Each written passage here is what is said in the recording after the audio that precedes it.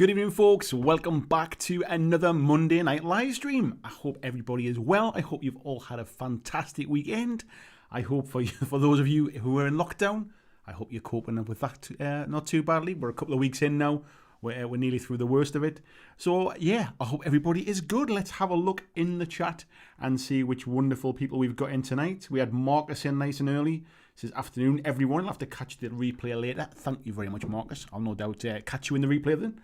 Mark Wright, hello to you. Lord Maiden, hello. Ortega as well. Catch you in the rerun as well, mate. Nice to see you. Hello, Steve Evans. How are you doing, mate?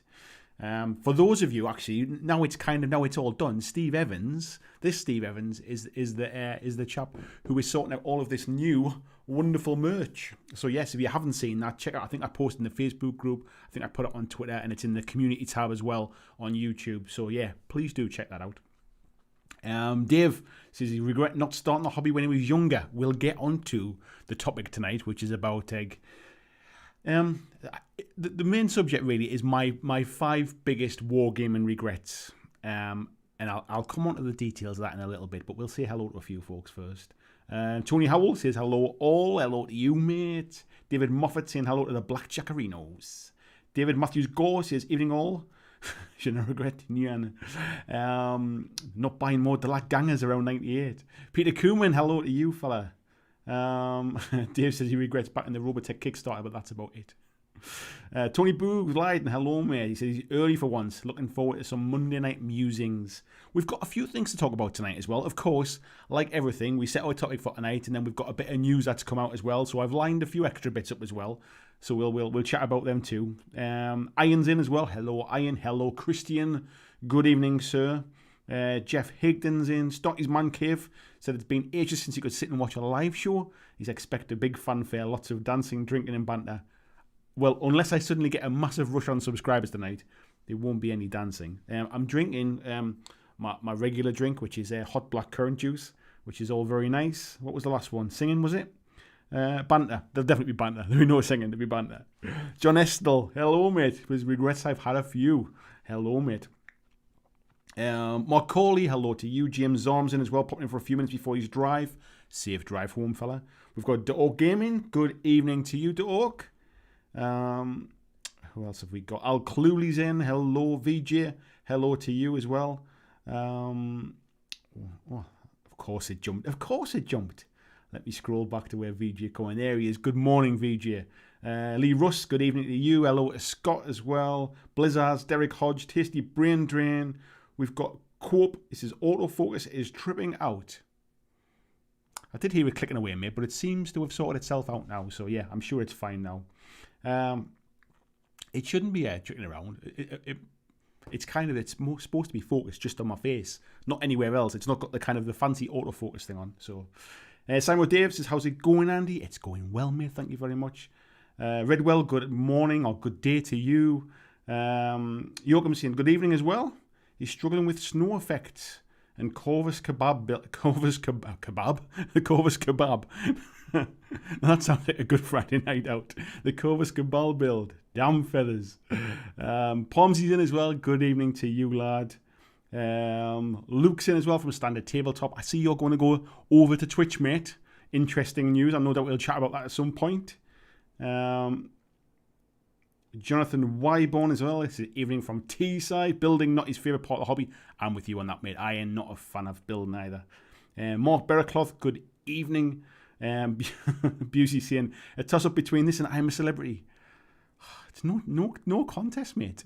No contest. Let's have a look. Everybody's screaming about focus. It's all calmed down now. I'm all right with that one.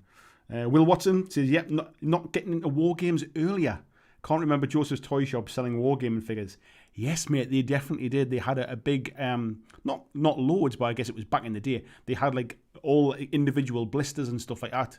I'm trying to remember if it was I don't think it was upstairs where the paints and stuff was, and the Sputio stuff was upstairs. I seem to remember it was on the downstairs floor, right at the back on the right-hand side. There you go. There's my memory working overtime. Glenn Griffin says, just realised new Blood Bowl stuff isn't out till the 27th. Yes, mate, it's 2 weeks pre-order for Blood Bowl, and it comes out on Black Friday not the normal Saturday release, so watch out for that one, mate. Jason says the best part of Monday. Of course, man, of course. Tom Wilkinson, good evening to you as well. He says, no regrets, just recently buying most of what's going to be in the new Gloomspite Battle Force box. We'll touch on them soon, mate, as well, no doubt. Paul McElroy, good evening. Who else we got? Ed Handley, good evening. Peter says the autofocus was probably dazzled by the new Polo. It's because I've had it all disconnected again and put it all back together, and that's all. This is just what happens. Lord Maiden said it's kicked in. I could hear it clicking away. I must admit, I didn't even look up at the screen, but it's sorted now. Bobby Clark says good evening as well. He's been drinking plenty of raspberry vodka. Ooh, nice, mate. A treat for completing the commission. I imagine you need to be relatively kind of steady-handed for what you do. Pomsy saying the main regret is I having the hobby is not being a millionaire. Yeah, you and a few more of us, mate, I think.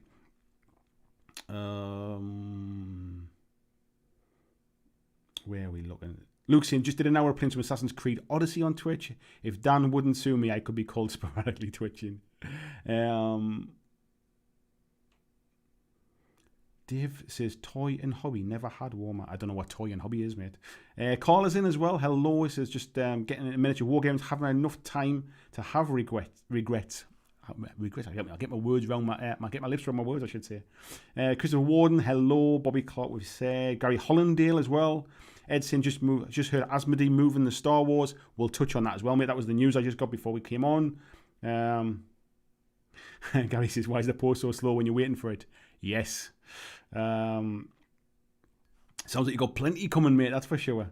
Peter Stockdale, good evening to you. Scott Webster says he's not around to stick around, so he's his. Christopher Warden says regrets not having good hobby habits.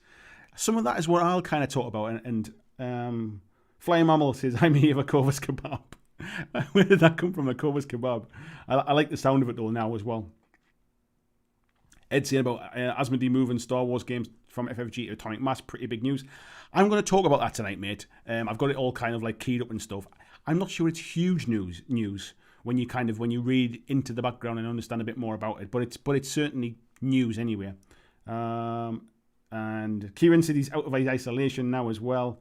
And Ian saying his recent pile of unpainted projects. Right, folks. So,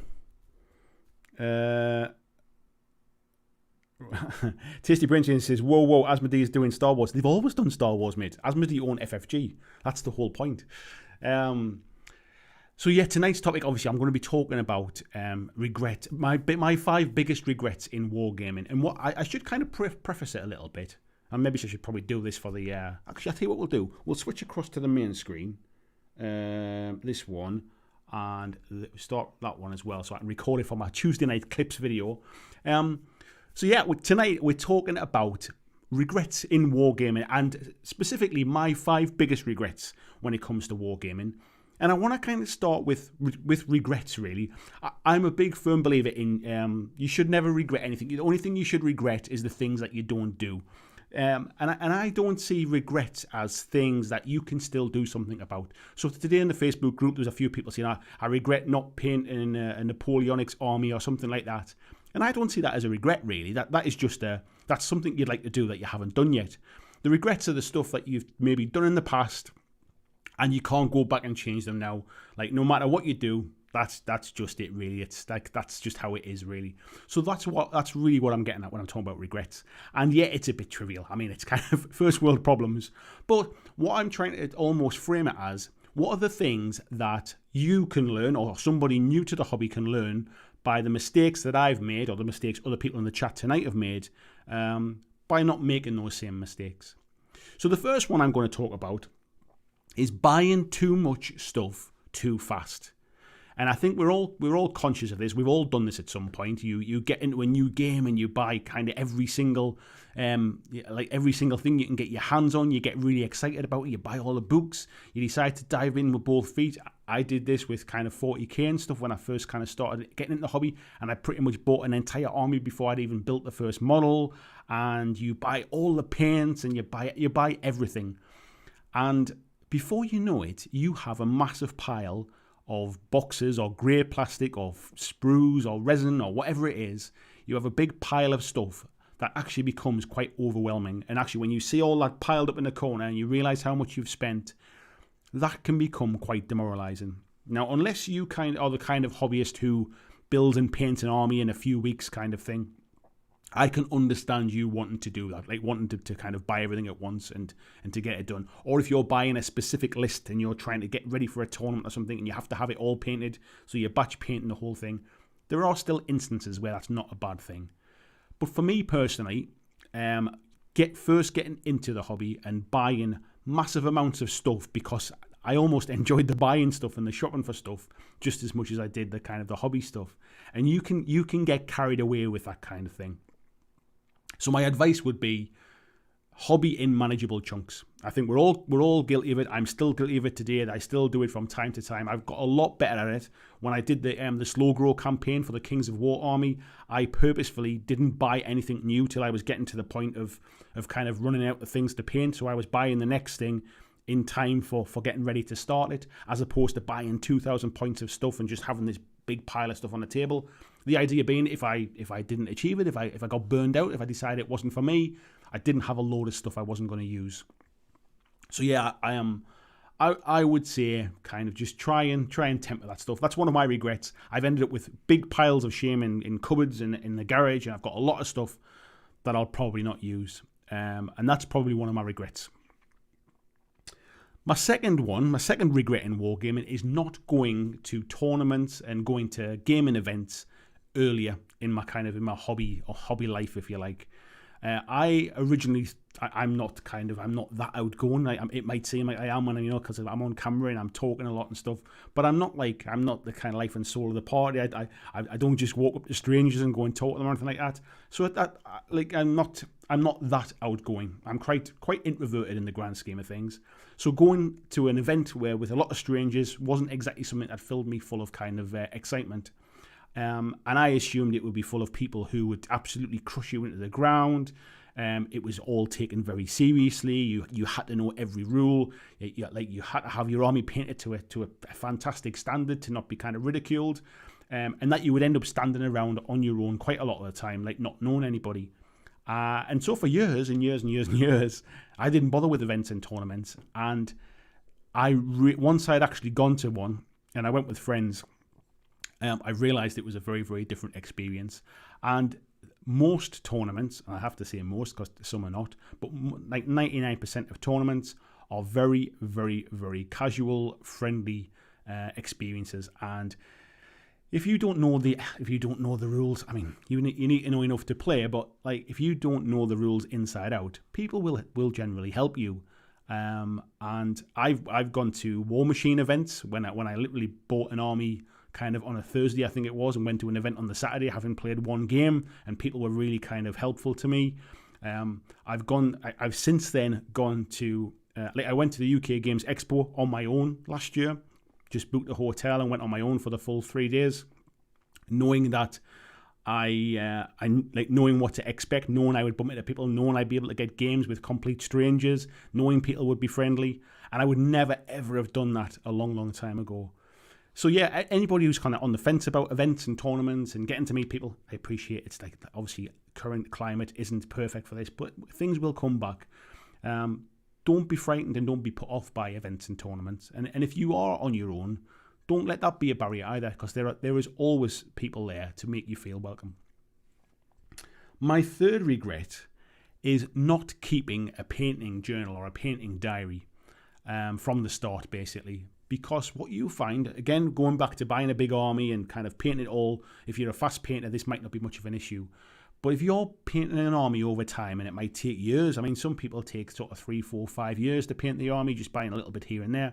If you don't keep a painting record of what paints you've used and what methods you've used, in what order you applied the paints, it's very hard to get those models matching up with the ones you've already painted. And if you do something and you find like a nice effect, like for example, if you you spray a model silver and then you put contrast paint over the top and you get a really nice effect, if you don't kind of make a note of that stuff, you'll look at that model in a year's time and go, oh God, yeah, how did I do that again? Like, how did I get that effect? I really like it. What did I do? And there are certain models I've done over the years. I do keep a painting diary now, but I'd never used to. And there's models I will go back and look at and think, I painted that 10 years ago. How the hell did I do that? I've got no idea. I wish I knew so I could do the same thing. A prime example is when the Code 1 box set came for me. I already had some, not Ariadna. I forget which army it was now.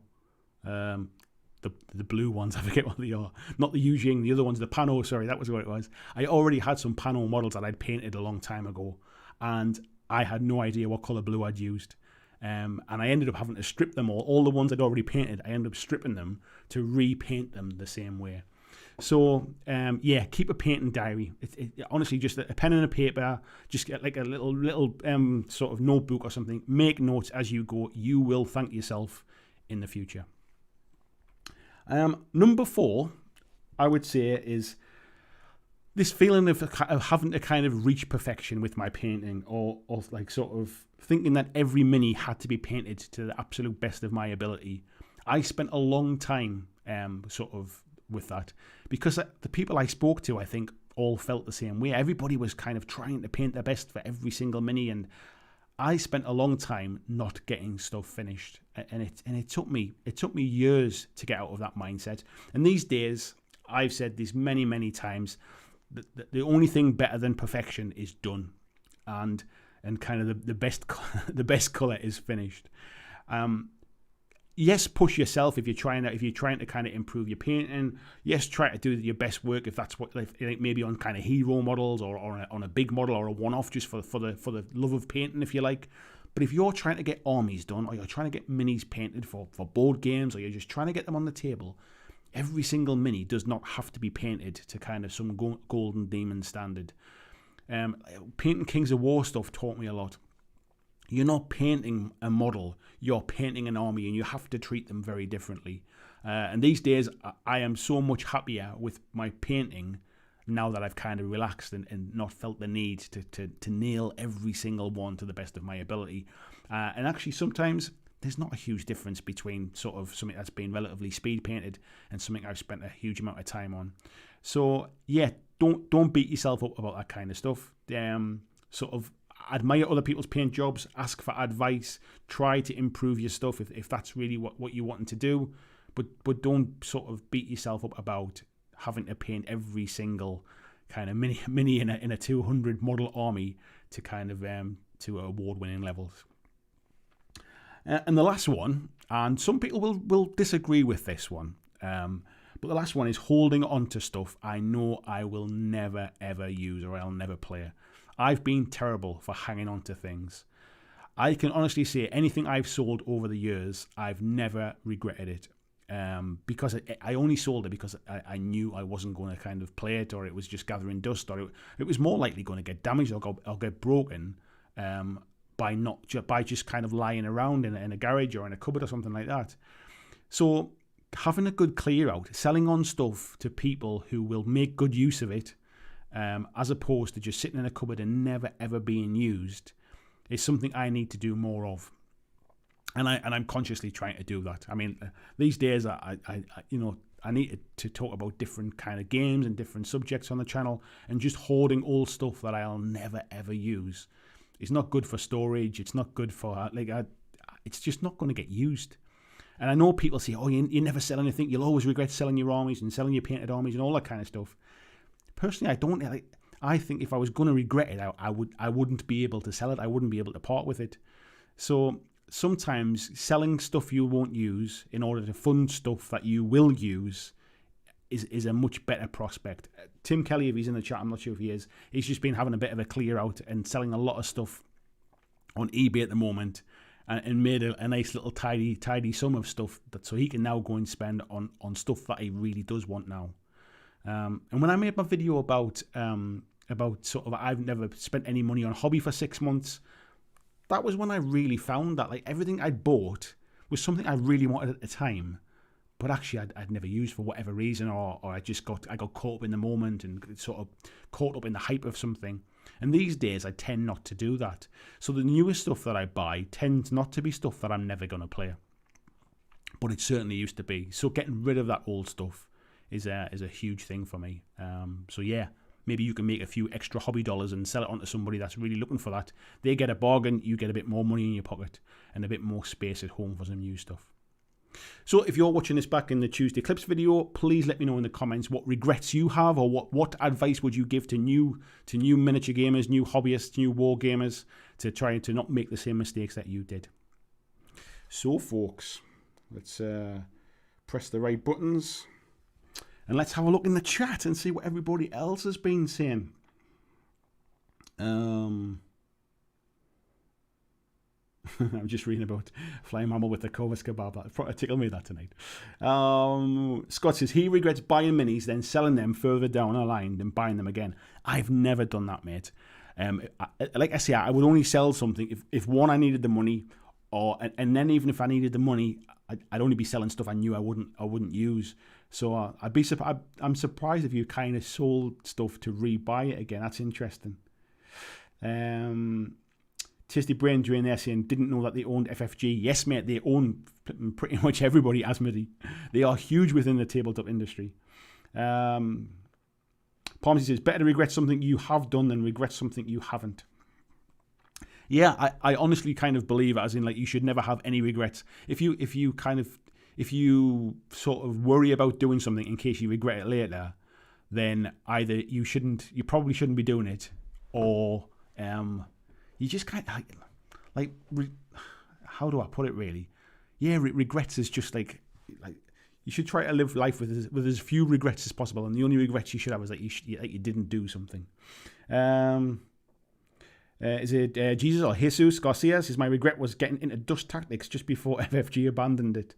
Yeah, I think there'll be a few games over the years for people like that. Ed says I think it's big. We'll come back, Ed, to the Star Wars stuff.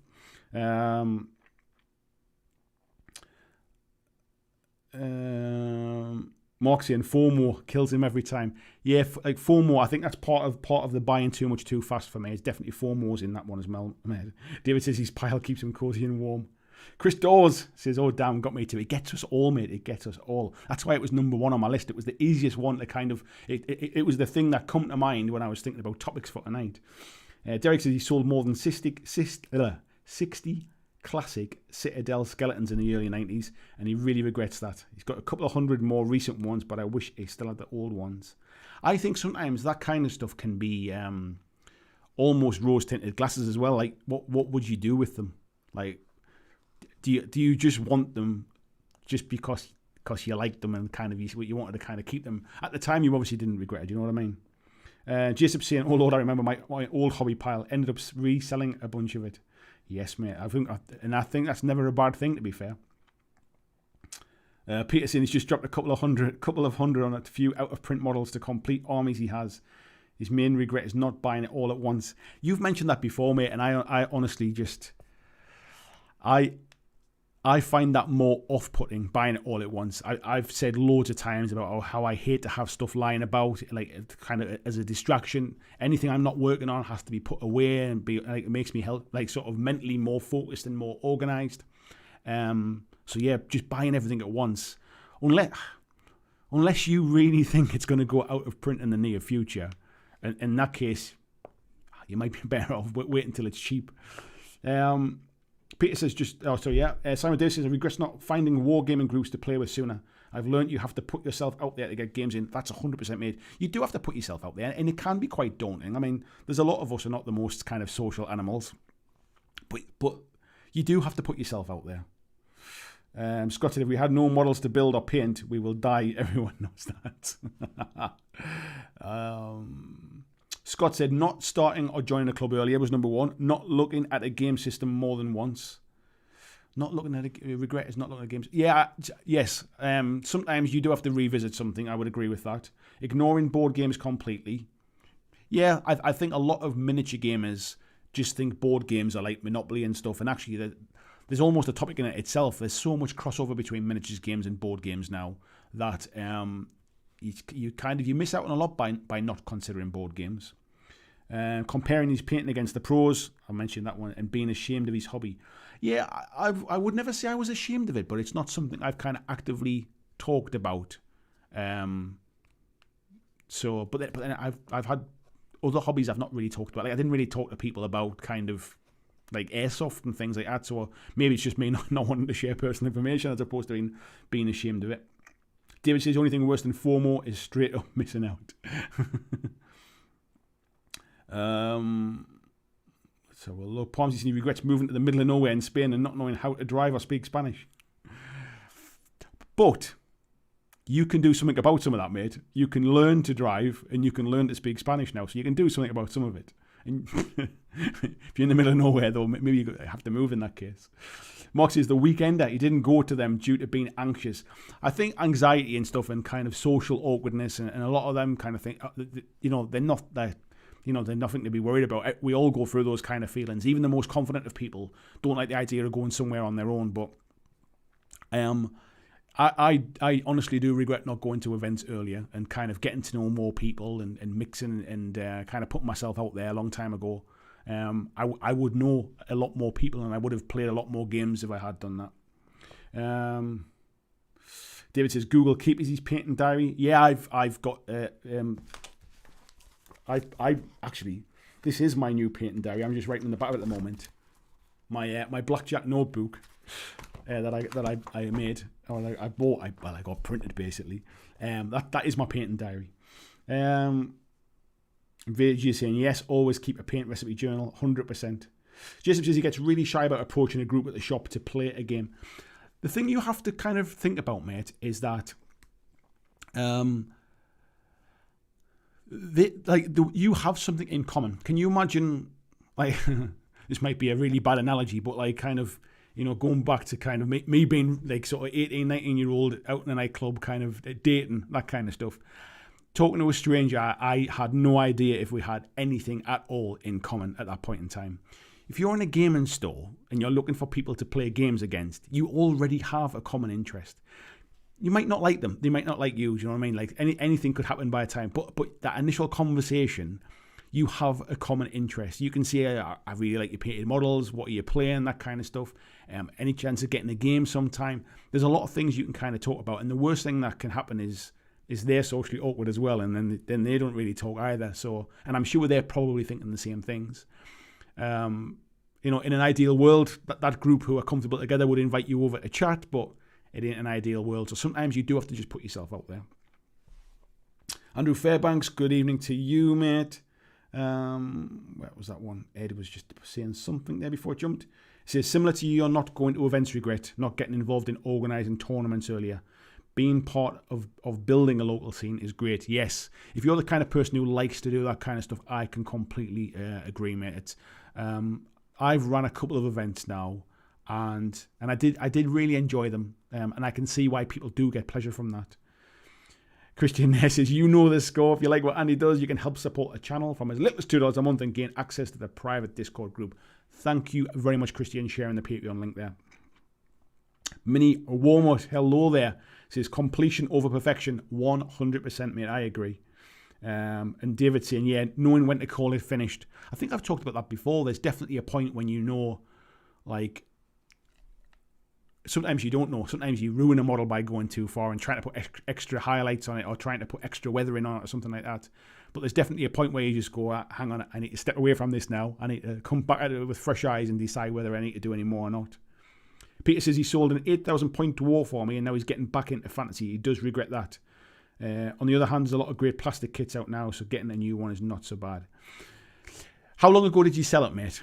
How long ago? Because what did you do with the money that you sold it for? 8,000 points was obviously a pretty penny, and I'm sure actually that money's been better used in the meantime. Tony says he doesn't regret handing his minis on to others, painted or unpainted. If they can use them, the better. I do regret clear out of his old RPG stuff though. Yeah, I think obviously the RPG stuff was really important to you, but like you say with minis and things, if you know you're not going to use them and somebody else is going to get some pleasure from them, why the hell not, you know? Derek says, I've regretted only buying one force for a game so many times I've stopped doing it. I've regretted only buying one force. Do you mean rather than buying a couple to kind of get other people playing? Mountain Gremlin Games, good evening. Barry Kleiber, hello to you as well, mate. Derek, sorry, saying it's none or two. Yes, I know what you mean, mate. I think I watched a video recently about that.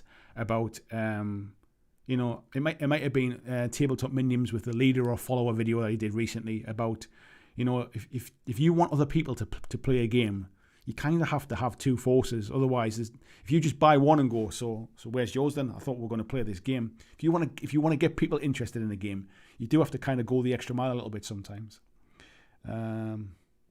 Starty's Man Cave is interesting. It says buy in to fit in, big mistake. It's quite interesting to say that, actually, because I completely understand that. A lot of people play games like 40k because they say, well, I know I can get a game somewhere, and then they don't always enjoy it. And I'm using 40k because it's popular, but local areas have certain gaming systems like that are more popular. Some places might play Age of Sigmar, some places might play Star Wars Legion, whatever it is. But people can feel the need to buy something that the local area plays just to get games. And what you'll find in general, and I've found this myself, you spend a lot more time researching games, looking at games, painting miniatures, shopping for miniatures, reading the lore in the background, reading the rule books. You spend a lot more time doing all of those things than you ever do actually playing the game in general. And if you're not invested in that game and you're doing all of that work just to play one game a month or something like that, you have to kind of question whether it's the right, is it still the right game for you if you're not enjoying it, I should say. So yeah, I think that's a great piece of advice. Mountain Gremlin Games says, advice to give new players watch this channel. Thank you, mate. I would give that advice as well. Krabby, good evening, mate. Says he doesn't have any really regrets. More things he's done differently, knowing what I know now. Yeah, that's kind of what I mean, mate. But that's a really, really long, wordy title. So regrets condenses all of that stuff. Whiskey Tango, good evening. Says, make the best choices you can with the information and resources you have at a time. 100%, mate. Brian Sheen says that he regrets selling his classic Citadel and Battletech minis. You sure would appreciate them now. Bruce, good evening to Bruce. Says he regrets getting caught in the new things all the time. Things I know I'll never play or get to. I still do it as well, mate. I mean, as long as I get some enjoyment from it, be that building the model, painting the model, even just looking at the stuff. Like, as long as I don't buy something and then never touch it, then I've got something for my money. And I always know I can kind of sell it and recoup some of that cost. So, but I know what you mean. You can spend a lot of money buying stuff that actually, even as you're clicking buy or even as you're handing over your money in the shop, you're thinking, I ain't never going to play this. And it's having that kind of self-control to say, like, who am I kidding? Why am I buying this kind of thing? David saying them old 90s skellies are still as awesome as you remember. Ian says, did the same with Dystopian Wars before Spartan died. Still a cool lore, wish you'd been properly resurrected. I mean, it's due to be, mate, to be fair. It's just, obviously, delays, as you know. Kieran is saying there, from Outside of Dice podcast, his biggest regret, spending too many years being competitive player. Enjoy so much more now playing the way I enjoy. It's interesting, that, because I do like to play competitively, but I'm realistic that I'd never play enough to be a competitive top tier player. So I do like to kind of to know what I'm doing, and I do prefer to win generally, but I'm playing for the fun. Like, the fun definitely comes above all else. Steve says, I regret losing touch with old gaming buddies. Really interesting, that, mate. I do too. There are a lot of players who I used to play about when I got out of the hobby. When I was playing like War Machine and Malifaux and stuff, and I wouldn't even know where the hell to get in touch with those lads now. So yeah, you do just kind of like fall out. I mean, I had a big time away from wargaming and stuff, and I wasn't even like reading stuff online. I wasn't in any chat groups. I wasn't on Facebook at that time. So yeah, I just kind of drifted away, and you do just sort of lose touch. I'm terrible at like reaching out and kind of catching up with old friends and even just maintaining friendships. I'm just not great at it. The best friendships I have are the ones where the other person's doing like a lot of that legwork to keep in touch, and that's a character flaw for me basically. But yeah, it's definitely interesting, that one, mate. Agent Nagash says, I agree. Buying kits separately motivates me to get the army built and painted. There's a sense of accomplishment. There is definitely that kind of feeling of, when I finish this bit, I'll treat myself to the next bit, and I get a lot more done, and I get it done a lot faster doing it that way rather than seeing everything piled up in front of me and then just thinking, wow, this is never going to get done. Where was that one? Lord Maiden says, I think my only regret in the hobby was just chucking models because of an influential voice in my life at the time. Yeah, I think a lot of people do. I think people either get a little bit embarrassed about the hobby, or they have a partner or a parent or whatever it is, or friends who go, hey, what you doing wasting your time with that kind of stuff? You don't like, what you're playing with toys for kind of thing. There's a lot of people go through that. I'm really fortunate. I've got a hugely supportive wife. And she has always supported me, but she did kind of poke fun a little bit when I kind of first told her about, because I wasn't really in the hobby again when we first got together. So for years, I wasn't really kind of painting models or building models or anything like that. And it wasn't until it was probably more like along the lines when my wife got pregnant and stuff and was spending more time at home and all of that, I started kind of looking for a hobby again, really. And that was when I kind of got back into miniature gaming. So yeah, she did kind of poke fun, Jesus, what's all these little toy soldier things? So yeah, but yeah, massively supportive as well. Chuck and Deb Taylor, good evening. Says, what? Someone else is a pack rat like me? Yeah, I'm trying to sell off my unused stuff. Do you know what it is? I see a lot of people doing those videos of my pile of shame and letting my girlfriend see my pile of shame and all that stuff. And I have horrible, huge piles of shame. However, I'm more embarrassed to show them because I don't want it to come across as almost as bragging a little bit. I don't want it to come across as look at all the stuff that I've bought that I never use. Mine is my own personal pile of shame, and I don't want to share my shame. I want to sell it off and recoup some cash. Peter says, well, it's not really going out of print, and I'm afraid of its kits getting updated and not fitting the rest of the army anymore. I like every guardsman the same style, for example. I get that, mate. I would maybe counter that with, if that's the case, you'll probably get a lot of people selling stuff secondhand, and you can be able to pick that stuff up maybe cheaper. Who knows? Cyril Dave says the Weekender was his first event and it was awesome. You could strike up a conversation with anyone, regret not going to things like that sooner. Yeah, I do too, mate. Things like I enjoy going down to Salute. The first time I went, I didn't really know anybody. I took my kids with me and I still didn't really get to speak to anybody, but at least I saw it wasn't as intimidating as I first thought. I stopped going to Salute for other reasons later, but going down to London and seeing that that big wargaming event. I'd been to a couple of local ones that were not great, not really ran very well, very much kind of historical stuff, wasn't really my kind of stuff. So I purposefully went to Salute to see something that was a lot more kind of a lot wider interest range, if you like. And then going to things like UK Games Expo for the first time, I absolutely loved that, especially when it started to get down to Birmingham NEC and the sheer size of it. Going to sort of just local tournaments, when I say local, I mean in Leeds for me, it might be an hour and a half's drive or a couple of hours drive or something like that, as opposed to just playing at a local club or something. Tony says, as far as war games go, I regret taking his first step into tabletop gaming with the wrong type of people. They were rude, bullying, and old enough to know better, but probably forgot themselves. I think a lot of people experience that, mate. There's a lot of, especially kind of years ago as well, there was a lot of gatekeeping in the hobby. And I think generally people are very much more welcoming these days. But there was definitely a bit of an old guard many years ago where there was a way to do things, and if you didn't play this game, your game was wrong. And even I wouldn't consider myself old as such, but even 20 years ago when I was kind of first experiencing the hobby and things, there was still a lot of that about now. I really hope that it's much more accessible. It feels like it is now, but I can only speak from my own experience, really. Benjamin Witt, good evening to you, Benjamin. Newbie Dice says, hi Andy, first time attending Monday Night Lives because of the wee hours of the morning in Singapore. Having trouble sleeping tonight. Well, first off, thank you very much for coming in. Secondly, I'm sorry you're having trouble sleeping. But yeah, I'm sure you just leave this on in the background. My northern tones will send you off to sleep. Christian sharing a link there as well to the BlackJack merch. Thank you very much, mate. This is obviously one of those items that you can purchase. Peter says he actually bought an out-of-print Epic Orc Army with it. There you go, mate. If you hadn't sold that stuff, you wouldn't have bought that Orc Army and you wouldn't have had all of that enjoyment. So every cloud and all that. Carol says, Warhammer Fantasy Battle. That was a beautiful mistake. Green Stuff Games. Hey, peeps, long time no see. Josie, how are you doing? I'm not gonna say this on the live stream, but I was just talking about you recently with Andy 2D6. A little worried about you because we didn't know where you were. So I'm glad to see you around. Nice to see you, Josie.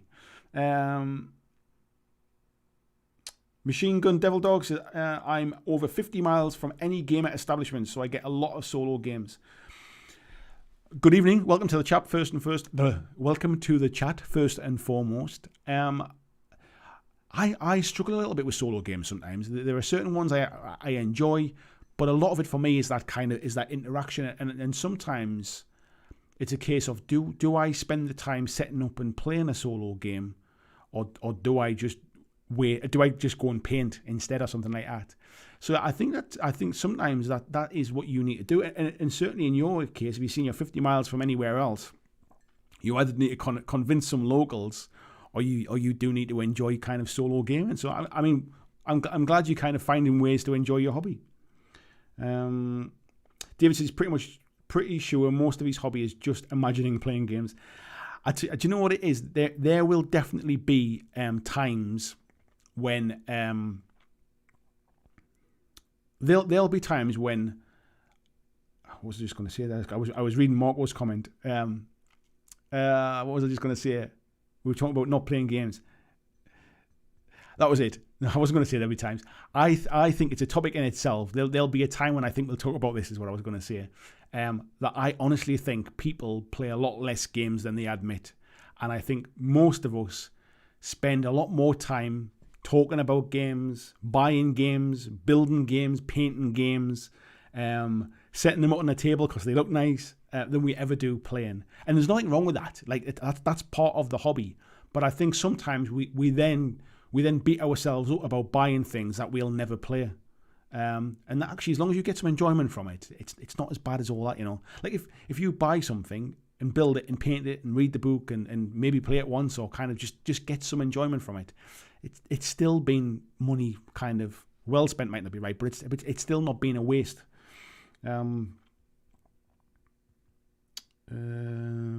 Marco says, did I miss the main topic? Yeah, I think I must have got into it really early. I can't believe we've only been going 40 minutes. It feels like I've been going for hours. It's been a long one, mate. Yes. You'll have to catch up with the Tuesday night clip, mate. John says, not living in Nottingham. It all seems to be happening there. I think it is from a miniature gaming company, mate, but I don't think it's... I mean, there's obviously, because there's a lot of people who work in the gaming industry live in Nottingham, because that's where the main companies are, in the UK anyway. I think we think it's all happening there, but in reality, it's just a 3-hour drive or something like that. If you really wanted to go, we could do, I suppose. Benjamin says, locally, a group got into Wild West Exodus. Is a smaller game, but still great fun. Wild West Exodus is a great game. I love Wild West Exodus. And as long as you kind of got, sometimes even just that one other this is where I think things like the BlackJack Legacy community kind of come in and have us provide a service, if you like. If there is a game that you really love, but your local kind of players or your friends don't play that, you can still be part of that wider community of people that love other games. And if you chop and change your games, the BlackJack Legacy community, they all play a different game, so there's always somebody you can kind of pull resources from. And it's this day and age, online access and access to people, be that face to face on camera or just chatting in Discord groups, or whether it's just texting each other or whatever, that can sometimes go a long way to fill in a gap. It falls short of actually playing the games, but if you're not playing them games anyway, like locally, you know, online communities really do kind of provide a bit of a service in that respect. Let's see if I can find that before I jumped off my screen there. Jack from Shaggy Wargaming saying, hello everyone, he regrets his folks throwing out the original Necromunda and Hero Quest, but he did get a copy of Hero Quest back again later. Yeah, I think a few people have been through that. I was lucky my parents didn't throw mine out. My biggest regret isn't anything to do with Wargaming. It was about giving all of my Star Wars toys away. I had a girlfriend who had a younger brother when I was probably about 15, 16. And I thought, I'm never going to play with these anymore. So I gave them all to him. And there was a lot of Star Wars toys and spaceships.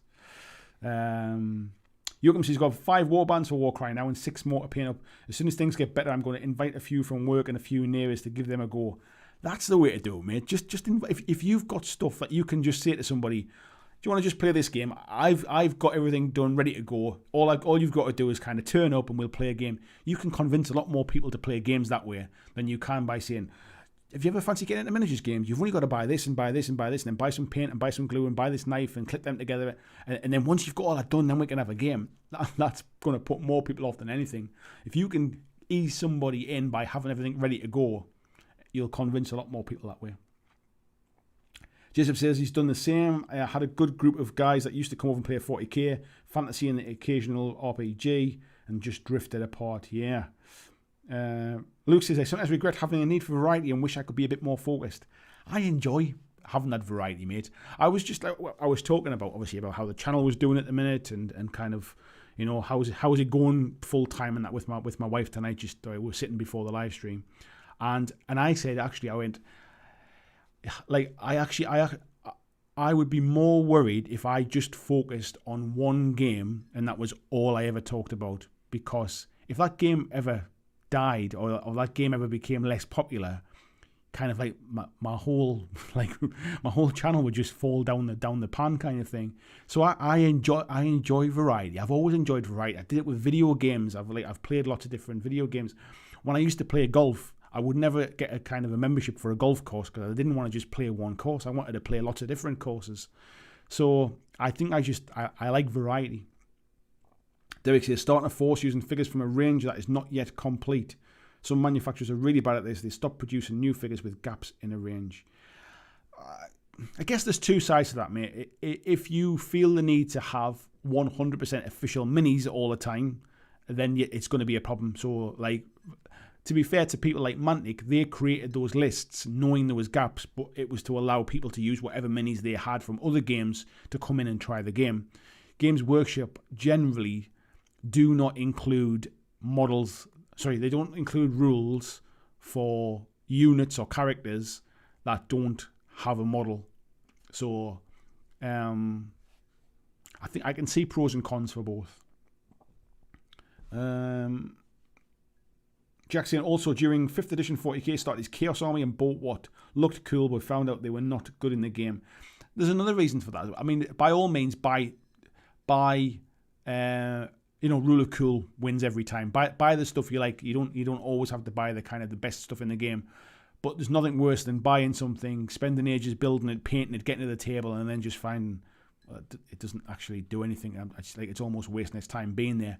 There's a fine line between kind of playing for fun and just not having fun because the models never do anything kind of thing. Jared Harris, good evening. Says, I don't have so much of a pile of shame at this point. It's a shame valley, the lowest point in England. Wow, mate.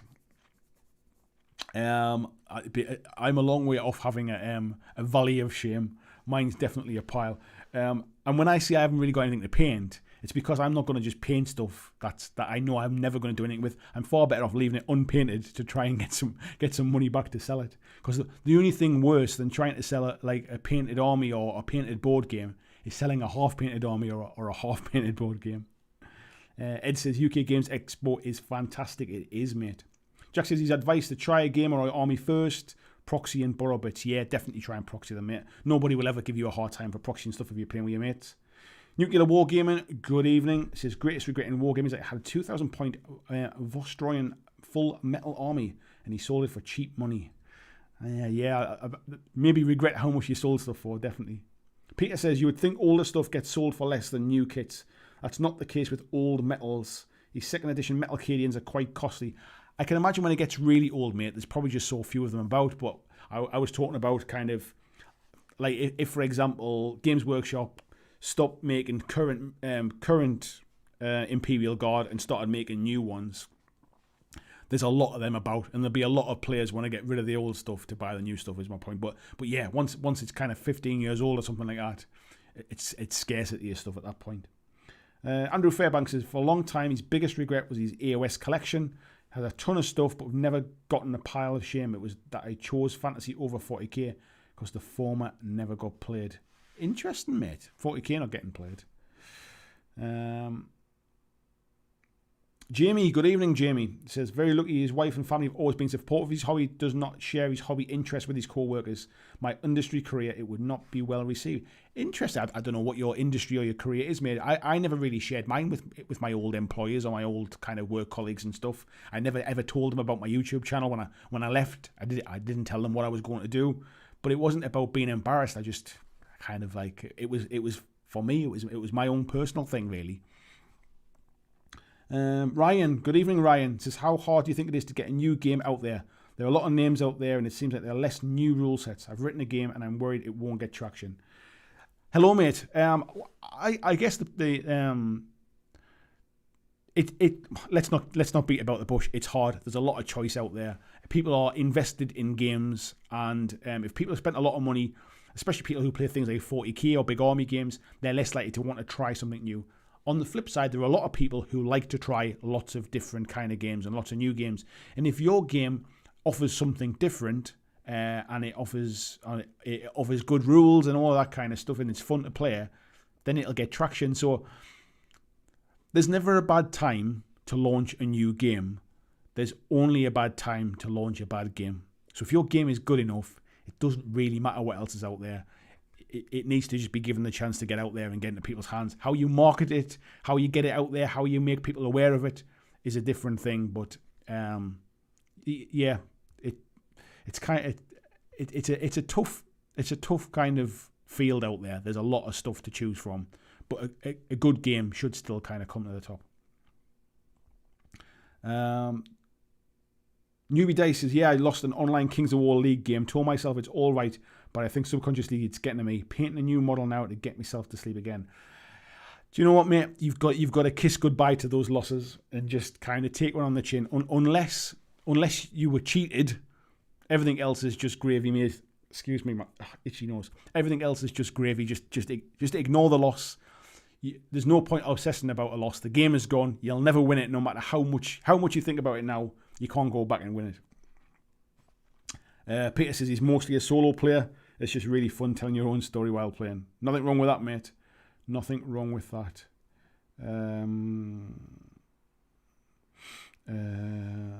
Paul McElroy says, love Mice and Mystics solo during shutdown. I've never played that, mate. Josie's saying, thanks, buddy. Are you dropping the Andy 286 live stream next? Nice one. Please pass on my kind regards. Yeah, really nice to see you. Sorry, I feel like I've got a sneeze coming on. Really nice to see you, Josie.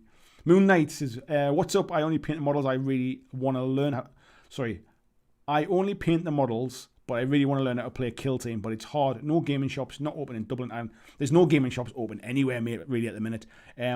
Sort of timing-wise for trying to learn a new game is tough. What I would suggest is try playing yourself. Try and learn the game yourself. Just play both sides so that when you do get the opportunity to go and play, when gaming shops start opening and people are playing, you can go and say, like, I'm a beginner, but I know the basics. Would anybody like to have a game? As opposed to just turning up and just saying, I don't know anything. How do you play this game? Somebody going to teach me. Kind of try and meet them halfway a little bit and at least learn the basics. If you're interested in, well, there's two reasons. One is if you're interested enough in wanting to play it, kind of just learn it and push some models about yourself and try and get your head around the rules. The other thing is actually if you give it a try and you think it's not for you, you haven't wasted all of that time waiting for shops to reopen to then have that game and just go, oh, no, actually it's not what I thought it was. Mark says, I'll admit looking at these games rather than playing them, but they give me joy having them. I agree, mate. I'm the same with a lot of my stuff. There's a load of stuff I want to sell and get rid of. There's a load of stuff that even if I'm not playing it, I wouldn't sell it because I still enjoy it. Like, it's just nice to own some things. I'm a collector as much as a gamer or a hobbyist. So some things are just nice to have. Andrew Fairbanks is in a really weird place now with his 40k collection. I like a lot of the new models with 9, but between new stuff and what happens to the old stuff, I'm actually too paralysed to start on it. What do you mean about what happens to the old stuff, mate? Because nothing... Oh, sorry, I say nothing. Some stuff has gone to kind of like Legends and that, but it's mainly been like Forge World stuff.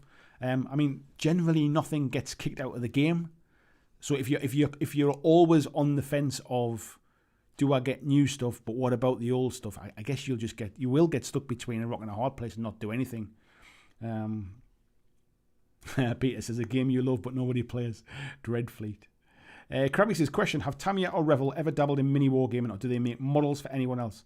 No, I don't think they do, mate. They tend to just make the kind of model kits and stuff. There's been a few crossover stuff. So Airfix are getting in with Warlord Games at the minute, and they are doing, is it 1/72nd scale planes using the Blood Red Skies rules. I think, what's the other one? There was somebody using tanks, I think, as well at some point. I know people like Warlord use a lot of the, is it called Alateri tanks, who are like a model company. So there's a bit of crossover, but most of them don't really get into the rules and stuff. Greenstuff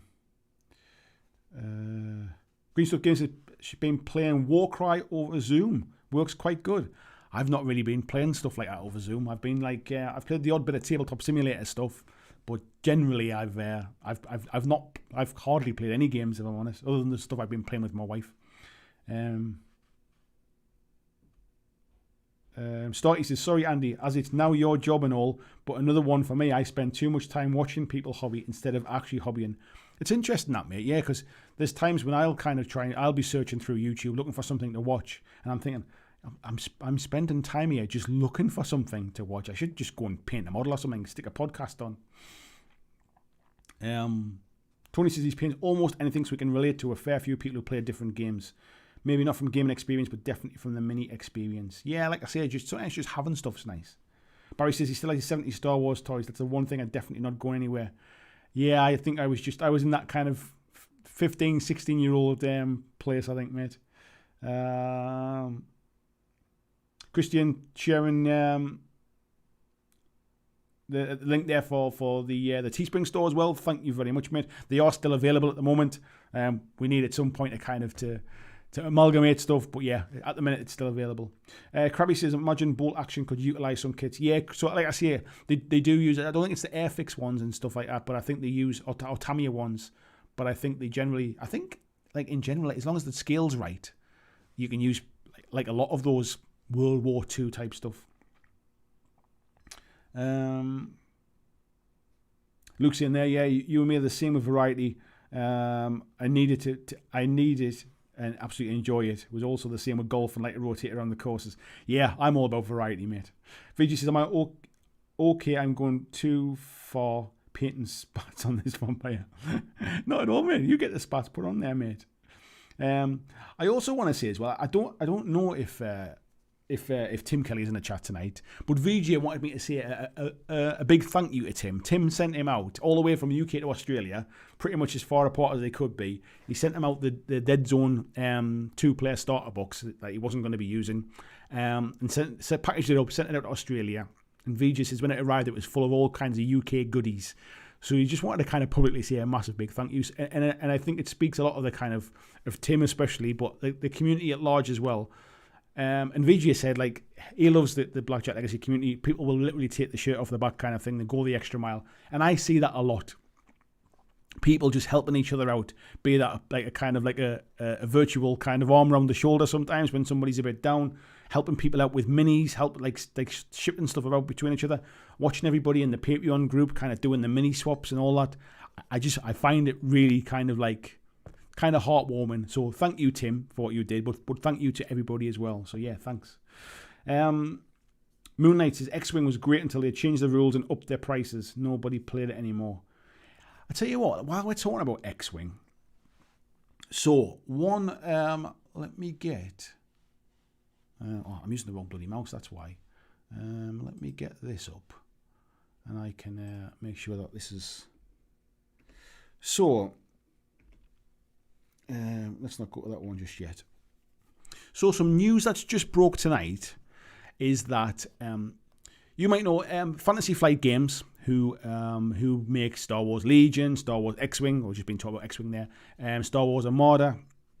From a miniatures game point of view, they're a huge company who do lots of board games, things like Arkham Horror card game, and they used to do Netrunner and a lot of other things.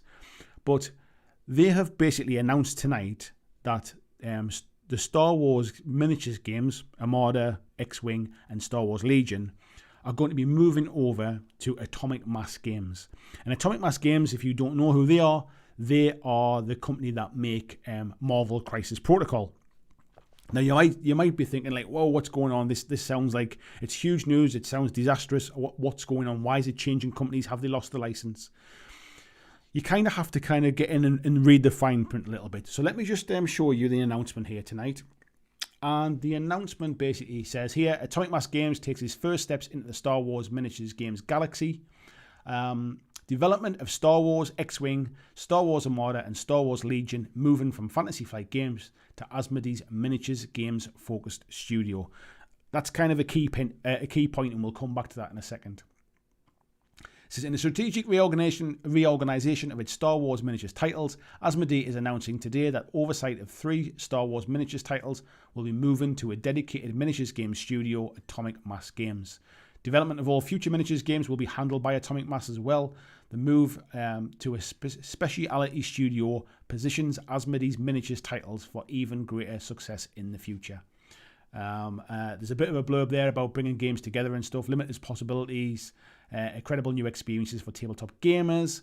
And it says that Simone Elliott, who has shepherded Fantasy Flight's relationship with Lucasfilm licensing since 2015, will lead Atomic Mass Games during this time of expansion as head of studio, and Will Schick assumes primary creative oversight as head of product development, and that they will be key members of the teams involved in the creation and evolution of the Fantasy Flight current Star Wars miniatures games, who will be moving over. So that's the announcement. Now, why is this important? Let me go back and get this up. So for those that don't know, Asmodee are a huge company. They are one of the biggest companies in tabletop gaming, more specifically in board gaming. If you think of GW and the size that they are and how we kind of talk about them in miniature gaming, Asmodee are kind of that behemoth within tabletop, within like kind of board gaming and stuff. Fantasy Flight Games were bought by Asmodee, I think back in 2015. It might have been a little bit earlier than that. So Fantasy Flight Games are owned by Asmodee. Asmodee also own Atomic Mass Games. So it's not like it's kind of moved to a different company or anything like that. The Star Wars miniatures games, the 3 of them, are staying with its current owner. All that's happening is Atomic Mass Games is now the dedicated miniatures games studio for Asmodee. So any miniatures games that are created in the future by Asmodee will be created under the guise of Atomic Mass Games. So it's almost like they kind of saw this coming a little bit. They created Atomic Mass Games, I think it was 2019, back into 2018? I forget now. 2019, I think. Basically to make the Marvel Crisis Protocol game. A few people who used to work for a Privateer Press, Will Schick being one of them, came across to basically start that studio of Atomic Mass Games. And Will Schick was, if I wrote down here, he was the head of studio for Atomic Mass Games. He's basically stepping aside a little bit, and he's going to be the head of product development. And this other person, who was it, Simone somebody, I forget the name because it's covered over now, is basically the head of studio for that entire miniatures range now. Now there's a few interesting things in this. People are asking questions about what does it mean for the game. What I hope this improves the distribution of stuff. It's really hard to get Star Wars things. I hope this improves that. I think the big thing is it's probably not going to change sort of distribution. Asmodee distributes all of the miniatures stuff. They're a huge company. Fantasy Flight Games basically have been controlling all that stuff. I don't think it's going to suddenly improve distribution stuff. Certainly not quickly, if at all. And if it does, it was maybe something that was going to improve over time anyway. I think the big thing is that they now have a dedicated miniatures games studio. In much the same way, let's think of it on a smaller scale, like War Cradle at Wayland Games. So Wayland Games is the parent company. We all know who Wayland are. They own War Cradle, or War Cradle is part of the Wayland Games company. And War Cradle are basically their kind of games design studio. It's almost like, think of, I don't know, like almost specialist games within Games Workshop, if you like. So all of their miniatures games are under one head now. But what it means is Will Schick, whose background is in things like War Machine, Atomic, and with Atomic Mass Games in Marvel Crisis Protocol, is now going to be head of product development for the Star Wars games as well. So I think short term, we'll not really see a lot of changes. I think the way these companies work, the kind of the release schedule and the rules changes and stuff are kind of way out in the future a little bit. It's not like we're going to start suddenly in a couple of months' time see some changes coming. We may see some changes in the community aspect. Maybe they might handle that a little bit differently because Fantasy Flight Games obviously spread a lot thinner over a lot of different kind of games and licenses that they deal with. So we might see a bit more interaction with the community that way. But it's going to be interesting to see what it does for the future. Will and the rest of the team and the people that come across from FFG, will it help the development of Marvel Crisis Protocol by having a few more people working in the studio? Will it hamper it by seeing the focus of that main team being dragged over into Star Wars stuff? Is this the start of seeing more games coming from Fantasy Flight Games, which will again spread that team across some other things? Are they potentially looking to pull certain games back a little bit to allow other ones to grow? I think that's where the interesting stuff is going to be. But yeah, so that news just broke tonight. I thought I would just share that with you. So what's your thoughts on that one? Let me get back on here. So that was the news for that one. I'm going to skip ahead a little bit in the chat here. I'll call out the ones that's kind of been tagged with my name in here. Lee Russ says, do you ever wonder if that guy who burnt his Dark Elves on YouTube when AOS was announced has regrets? I'm sure. I really hope he made a few quid off that video. It got watched plenty of times. Peter saying, I guess it's all a bit my own fault. He's been in this hobby since 97, still trying to complete his first armies. So I should have done it before it got expensive.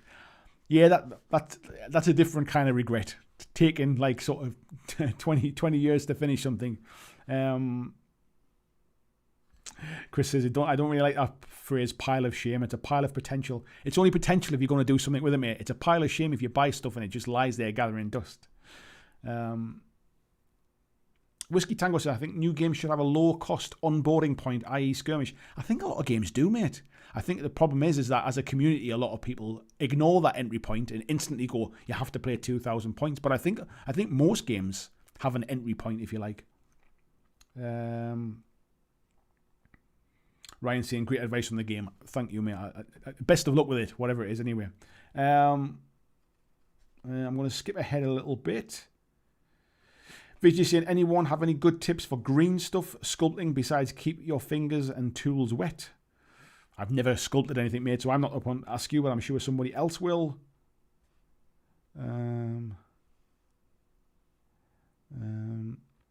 David saying, Revel partnered with GW to make build and paint kits, I think. With GW? Did they really, mate? I'm not aware of that. Score a bit. VGC and Tabletop Simulator Blitzball games for the win. Yes, mate. I've enjoyed them as well.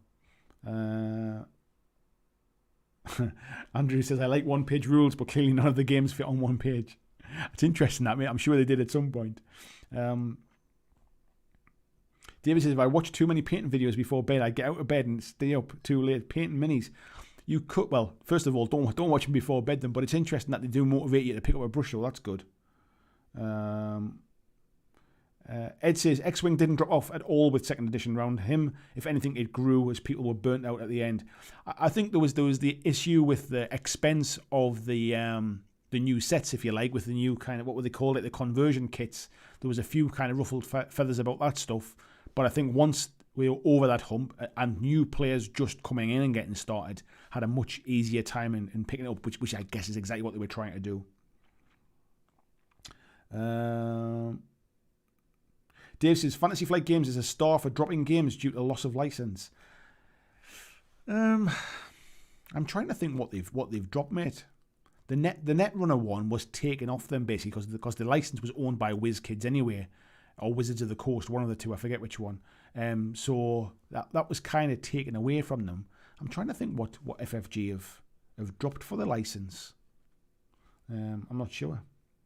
Christian sharing the link there for the Goblin Gaming affiliate link. Thank you very much. It's getting loads of clicks. People are definitely using the link and looking through it and seeing if there's anything for them. And there's a few people going through and buying stuff as well. So thank you to everybody that clicks and at least kind of checks it out. And thank you to those of you who are making your purchases through the link. And Dave says, if anyone played Netrunner by Fantasy Flight Games, you know what they're like. Yeah, like I say, mate, that wasn't them dropping it, mate. It was taken off them, basically. Whoever owns it, I forget if it's Wizards of the Coast or Wiz Kids. It's one of the two. They basically took the license back from them. So I don't think it was their fault. Bruce says, speaking of the community, if anyone knows where I might get my hands on the older GW Legends of the Old West Miniatures Games rules, I'd imagine, mate, that I can imagine you'll probably be able to get a copy of them online somewhere. There'll be a PDF kicking about. If you're happy to to print some off. VG saying, very excited to get Dead Zone at the table. Finally use the Vehement starter. Nice one. Dice Hand, good evening. Says AMG will focus more on the Star Wars range and Marvel Crisis Protocol. We'll see a slowdown with releases. Besides that, prices will probably increase for X-Wing. Why would prices increase, mate? I don't understand that. Because essentially they're all still owned by the same company. Like, I don't see why it would increase the prices. I think if people think that it moving from one company to another is going to drastically change it, when it's like saying, how could I use it? It's like saying that Kill Team is moving away from the Specialist Games division over to the main 40k team, and that'll probably slow down the releases, and it'll probably put the prices up. They're all still part of the same parent company. They'll still use the same manufacturing plants. It's not like it's going to a different place. I can't see it affecting stuff. It's more about. I think the problem is that Fantasy Flight Games, their main focus is board games and card games.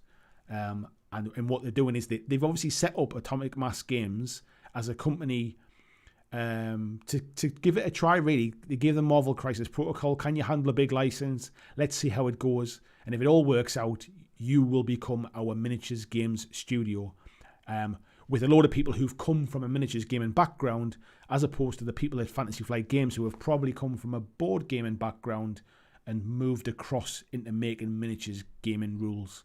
I think is the way I would kind of see it anyway.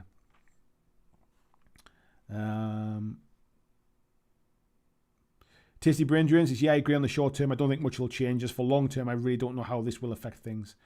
I think, if anything, I'm assuming it doesn't mention Alex Davey by name. I think Alex Davey is kind of like he is the creative content developer for Star Wars Legion. Because he doesn't mention him by name, I assume he's probably staying with FFG. And I know he's done like board game stuff and that in the past as well. So I assume all it'll really do is it just means somebody else will take over from a creative point of view. But I guess that's no different to just bringing in people to help out. And I don't see it making a massive difference for quite some time, if it makes any difference really, because I don't think they're drastically going to change how the game works.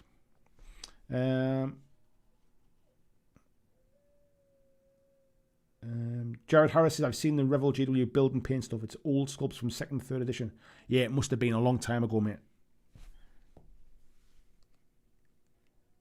Let me just... I'll tell you what, just give me 2 seconds, folks, because my little boy is just crying. I want to check my wife's... my wife hasn't fell asleep.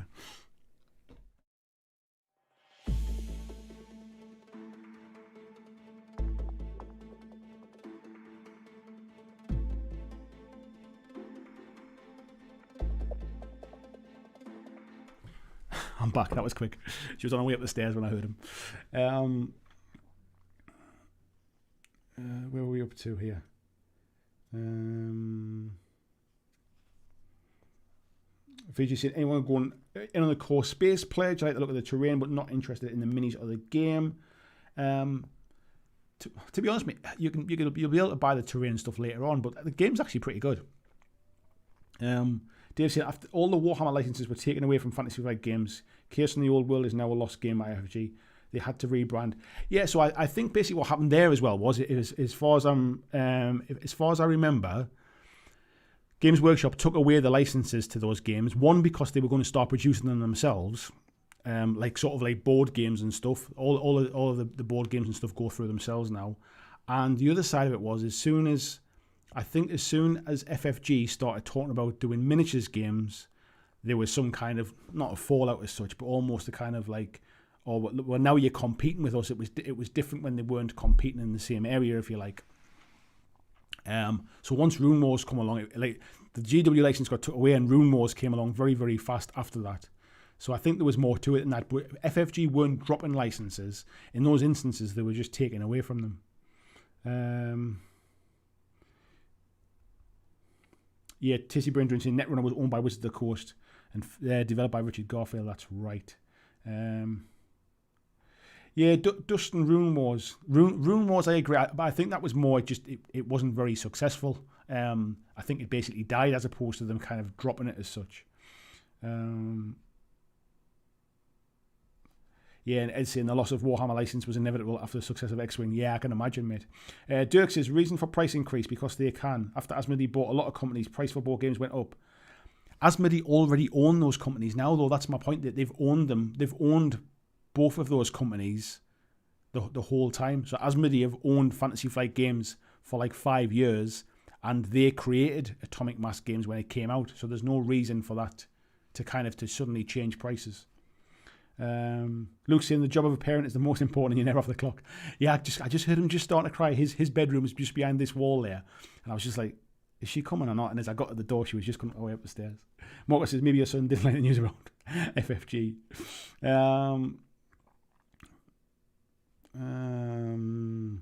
VG saying I can see myself using the terrain in Kill Team and Dead Zone. I don't think you will, mate, because it's pretty flat.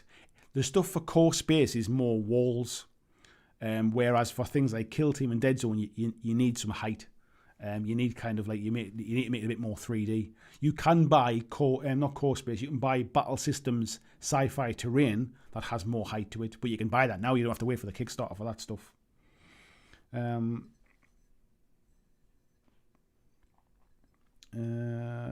Real Tyrium says, do you think we get Old World miniature game this year? Nah, not definitely not this year, and probably not next year, I'd imagine. Tom says, spent the last week listening to all of Agent Agash's why play videos. Regret not doing that before choosing an AOS army. Thank you for sharing the link, Christian. The USA link to Amazon is dead now because nobody used it. So basically, because there was no qualifying sales went through it in a period of time, it's within 6 months, I think it was. It's been shut down, mate. Jacob says that Case New World was a fun game. Hanley says Rune Wars didn't so much die as proved its point and was completed to give development space for Legion. Yeah, maybe that was what it was. Maybe it was just about setting up kind of procedures and stuff, I suppose. But I think one of the problems with Rune Wars was there wasn't enough stuff available at the start. And to be fair, Legion suffered from the same thing. The only thing that kept Legion going in the early days was the fact it was Star Wars, I think. It's changed a bit from now, though.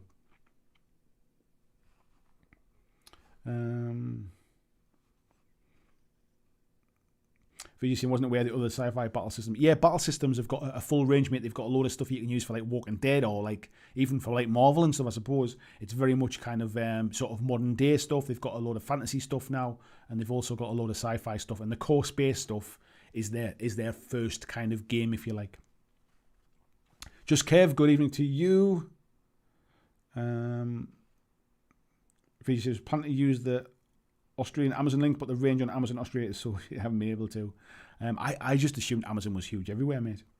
Right, so what we're going to do is then I'm going to switch over. Let me get my things in position here as well. And then I think what we'll do is we'll switch over to this one. And yeah, so also announced tonight officially, although we knew about it I think over the weekend, is the battle what they called, like the battalion boxes or the big boxes for Christmas that Games Workshop do for 40k and AOS. So let's take a quick look at those ones as well. What we've got here is the Age of Sigmar Battle Forces incoming. So there are 4 that they're doing at the moment. There is a Disciples of Tzeentch battle force called Fate Sworn Host. It says the Fate Sworn Host is gathering of Tzeentch's most diabolical disciples, an army of mortals and demons who twist the threats of casualty to their own design.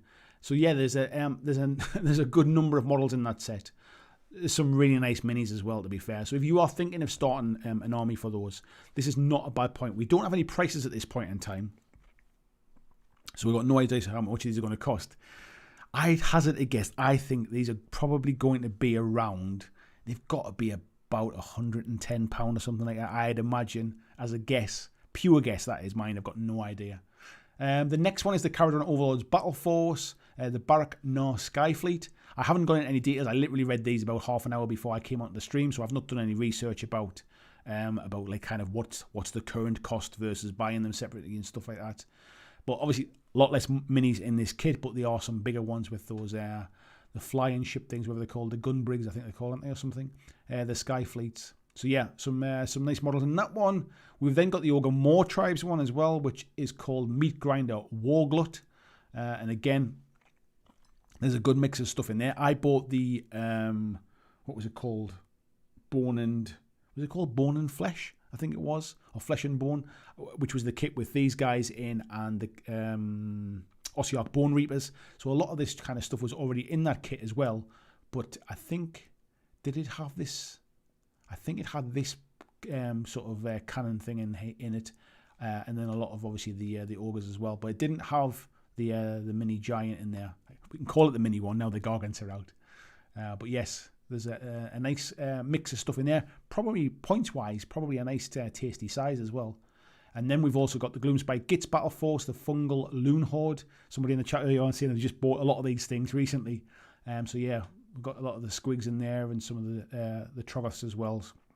So yeah, some nice stuff in that set. No announcement yet on price, no announcement when they're released, but it did say they'll be out in time for Christmas. So it wouldn't surprise me if we find a little bit more out. Would they maybe go on pre-order the Saturday after Blood Bowl comes out, potentially?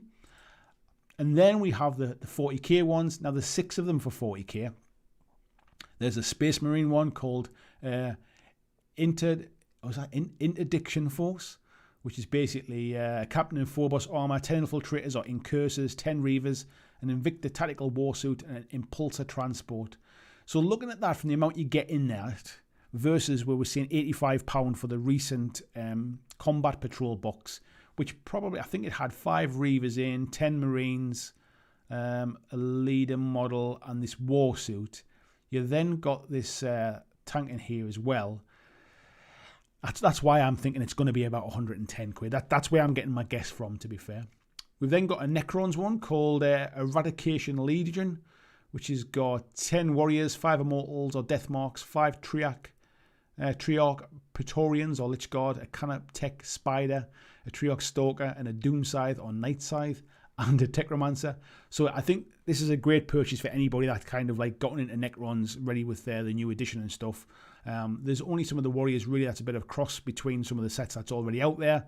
But yeah, nice mix of stuff.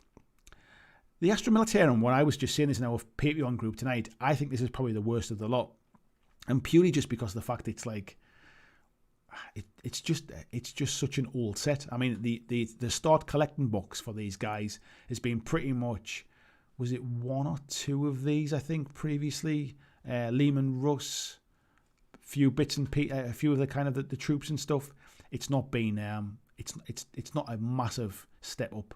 And what does it say we've got here? There's sent the heavy weapons squad, 20 guardsmen, a command squadron officer, sentinel or scout sentinel, chimera. Yeah, not a Lehman Russ, sorry. It's a chimera. That's what I think of, or a chimera, and a hydra or a weaven.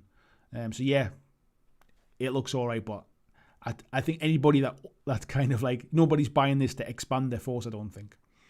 Chaos Space Marine one, the Decimation Warband, really, really nice looking. Again, points-wise, I think there'll be a few points in this one. And we've got 10 Chaos Space Marines, 5 Havocs, 5 Chaos Terminators, and a Mauler Fiend / Forge Fiend, and a Thunder Hammer wielding Chaos Lord. So yeah, some nice stuff in there. The Tower one, I don't really know much about Tower if I'm perfectly honest, but what we got? We've got 10 Fire Warriors, 10 Pathfinders, 3 Crisis Battlesuits, a Broadside Battlesuit, a Piranha, a Commander, and more drones than you can count, it says. So yeah, if you're into Tau, you might be interested in that, but it's not. It just Tau to me just look like more of the same, but that's just my personal taste. And then the Tyranids one as well, we've got the Brood Swarm. And in there you've got 16 Gene Stealers, 10 Gargoyles, 3 Hive Guard or Tyrant Guard, an Exocrine or a Horospex, a Hive Tyrant / Swarm Lord as well. So yeah, nice. And then also announced this is the new Combat Patrol box for Blood Angels as well. So we'll see those coming in the near future as well. So again, I'm not really sure what prices these are going to be. The Combat Patrol one, we should imagine will be £85, the same as the other ones.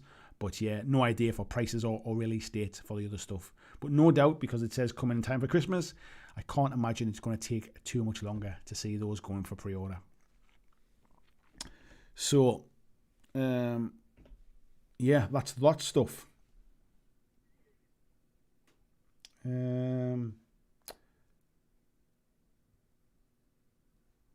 VJ saying, I would have hoped Amazon would have changed that, but they don't seem interested in shaking up the Aussie market. It's interesting, isn't it? Like how different some markets are. I was just reading online the other day, a completely different topic, about how Netflix have just started I forget what it's called now, but like almost like a standard terrestrial channel in France, because their viewing habits are very different. Where basically they don't binge watch, they still watch just a lot of scheduled, like every Monday at 7 o'clock is a certain channel kind of thing. They still watch a lot of that stuff. Andrew Fairbanks said, I think these are all around 200 squiggles.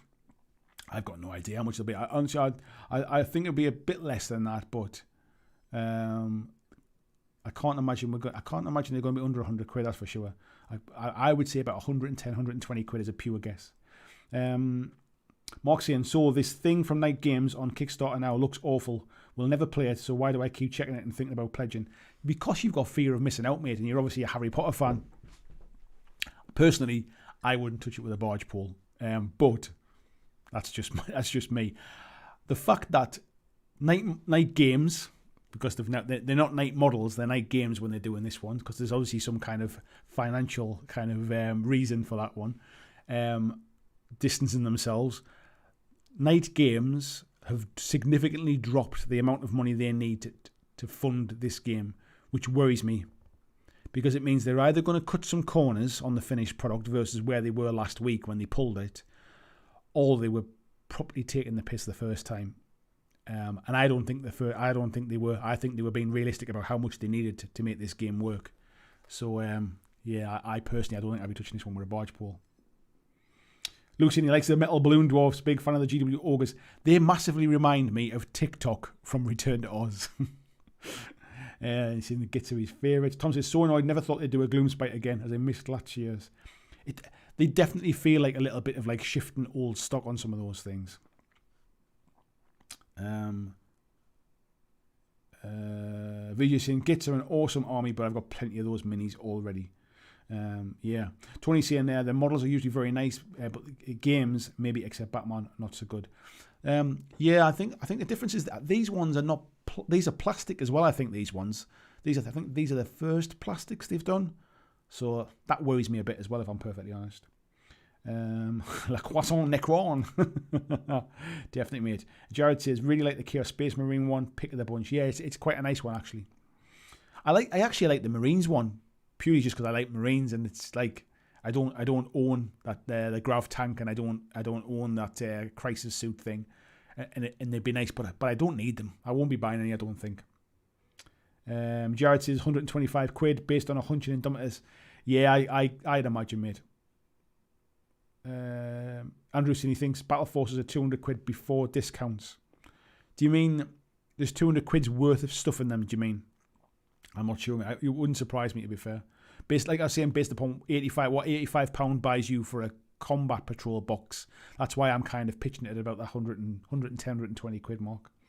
Video saying all these painting done. Doesn't feel like busting out the tools for sculpting, build, or just hang out and chat. Just hang out, mate. I'll be kind of probably wrapping up in the next sort of 15-20 minutes, mate. So yeah, just hang out. David Moffat says, time to pick his kid up. Thanks for the hangout. You are welcome. VG says, yeah, I saw that about Netflix doing a streaming channel. I think it would be good for winning over a certain crown. I think they're only doing it in France, mate, just purely because it's a completely different viewing habit, I think. Where else are we at? Whiskey Tango says, can't trust night models at all. They've had massive amounts of issues. It's more the fact that they're not good at following up when they've got problems. And my experience with Kickstarter is when you're fulfilling that amount of stuff, you're going to have problems. And they don't have a good track record of fixing their problems. The original Harry Potter game that they did was a disaster. Like the amount of quality issues that went out with that. Yeah.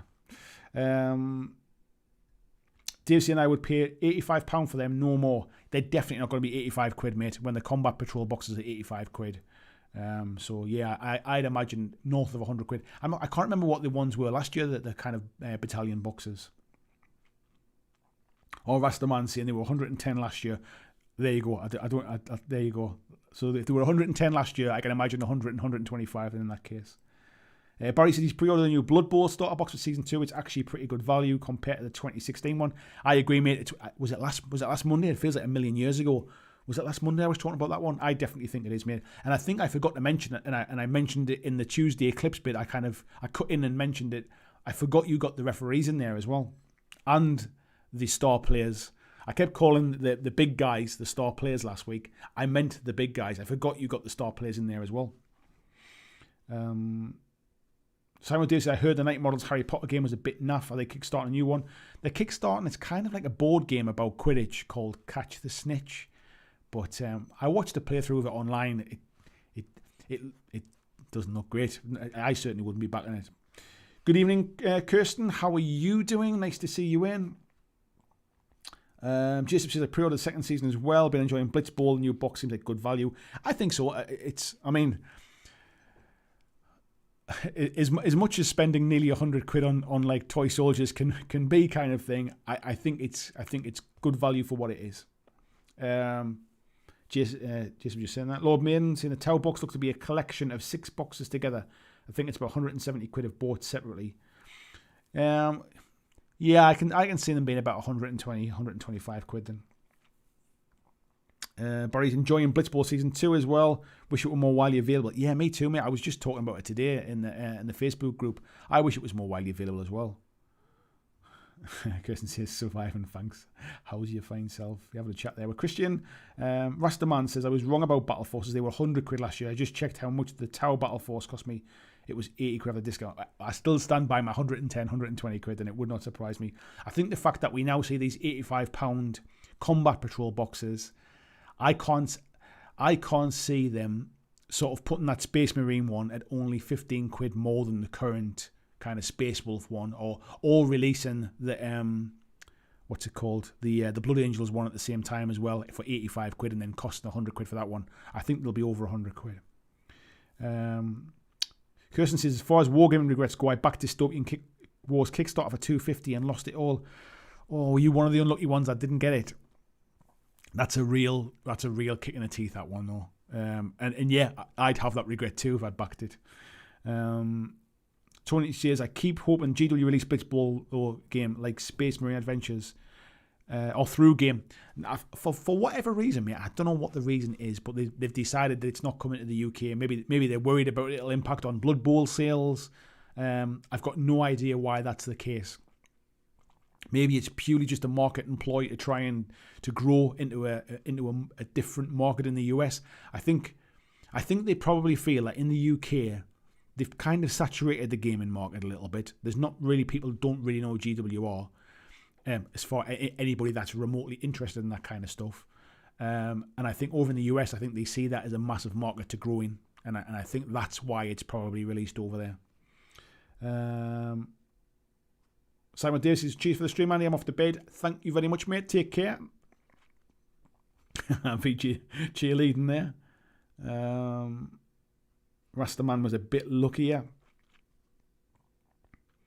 Kirsten says, has Steamforge released all the Dark Souls board game add-ons yet? I think they have, but it's not been that long ago that the last stuff delivered, I think. Jason says, still hoping Santa leaves a Dreadball or a Dead Zone box under my tree. I was just talking about Dreadball today. Dreadball is a massively underrated game. Rastaman says, I think Spartan had a serious case of being magpie gamers and that killed them in the end. I think what killed Spartan was they basically took on the Halo license and they they got into some issues, which then led them, like it was either quality issues or fulfillment issues with the Halo stuff, and it led them to basically spend a load of money to buy equipment to produce it themselves in-house, rather than, like, you know how, for example, when Mantic get plastics made, they go to a plastics company. They make the resins in-house, but they make the plastics like at a third party, if you like. Spartan Games decided to invest a load of money and try and bring manufacturing in-house, and I think it essentially crippled them. I think if I remember rightly reading about it at the time, that was the reason it happened. Luke says, I think Blitzball can only be they don't want to cannibalize their Blood Bowl market and they don't need Blitzball here. Yeah, I think that's the case as well, mate. Kirsten says, it's been a little galling seeing Steamforge launching so many licensed Kickstarters when they had Dark Souls rumbling on for 4 years. There's a few companies like that, to be fair, Kirsten. I mean, I'm no kind of cheerleader for Mythic Games. I think they're pretty much the same. If you see how many Kickstarters they've had running, I remember it would have been 3 years ago that they launched Solomon Kane, and that still hasn't shipped yet. And they've launched a hell of a load of Kickstarters since then as well, and at least two more that launched after Solomon Kane have shipped as well, and even they were late as well. So yeah, it's a funny one. Luke's has been sorting out the office, and that involves about an hour from looking at Dreadball stuff. I love that game. Wish it was bigger. It absolutely deserves to be. I think once people can start to get games again, actually get out and play it, I would definitely recommend, mate, that there's a few Dreadball tournaments a year. It's definitely worth getting out to one. It really is a fun game to play, and getting like sort of 4 or 5 games in at an event is a great way to play more. Rastaman says, I bought Blood Bowl for the 3rd time now and still haven't played the game. If I bought it this time, I'd be buying it for the 3rd time as well and not using it. I'm definitely not buying it, that's for sure.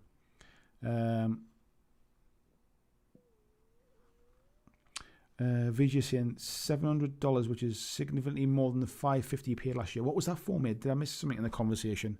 What were we talking about there? Oh, it can't be for Blitzball, was it? I forget about the exchange rates with the US. It sounds with the Australian dollars rather. Luke says, did the owner of Spartan Games not get ill too and had to step back from it all? I may be mixing that with another similar company. I'm not sure, mate. I can't remember that bit. He might have done.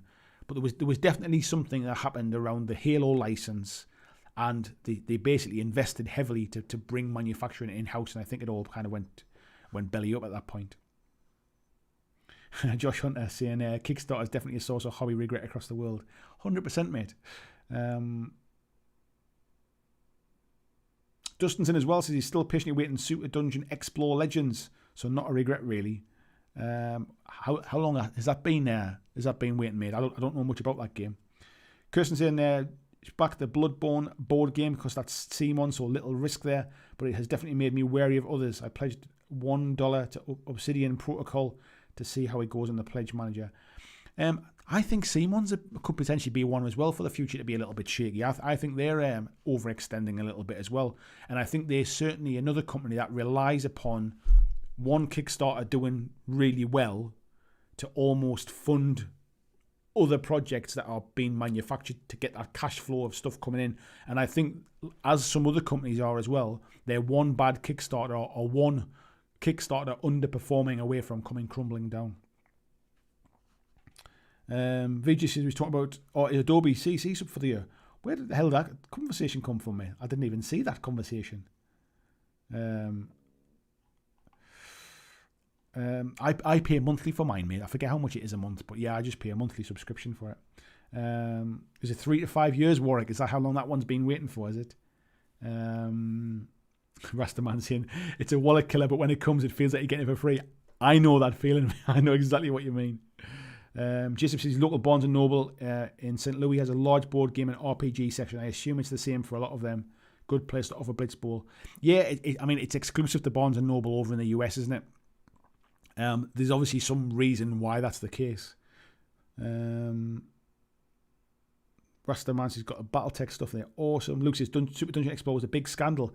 They definitely screwed back as at least once, knowing they were probably not going to deliver, but they did it out of desperation. Wow. They went through bankruptcy 50-50 on their new sculpts. Wow, I didn't realise that either. Bruce is having a bit of a chat. Bruce is he's not a Patreon sub. Can I still get in the BlackJack Discord? No, mate, the Discord is just for Patreons, mate, and it's $2 a month gets you access to the Discord group. There's like 111 people or something in there now as well. It's a nice kind of friendly place to hang out. It's a great way to kind of keep conversations going as well, rather than Facebook where things get scattered around all over. But yeah, I don't put any kind of hidden content away. All of my content is free, but it's a way for me to try and offer something that is encouraging people to try and support me. That's what it's for, mate. Josh Hunter says, Simon lost their star designer Eric Lang recently. Still haven't been relisted on the stock exchange. Yeah, I saw that, mate. I forgot about that bit. I forgot Eric Lang had gone. 2015. They're trying to pull themselves back and deliver on everything. It's always a scary one, that, isn't it? Because that money has to come from somewhere. Ninja All-Stars was amazing. Warwick's in there. Luke's in. He's got new Chronicles of Crime arriving tomorrow. Is that shipping now, mate? I saw the stuff that Az was sharing. I didn't realise it was that close to shipping. That's not took too long. That's pretty good. Rastaman says, Simon do seem to be on their feet though. We got notice that Zombicide 2nd edition would be shipping later this month. Yeah, I honestly think they're one, if not sort of maybe two, but definitely two, but maybe one away from it crumbling down. Luke's in there. Simon, a bit of a worry at the moment. Financial releases were suspect to say the least. If something goes wrong, then there'd be a massive story of company collapse. And I think this is where it kind of comes that other companies do this as well. They're not alone in doing this, and I think it's hugely risky. That essentially what they're using them. They use all these Kickstarters as cash flow, basically.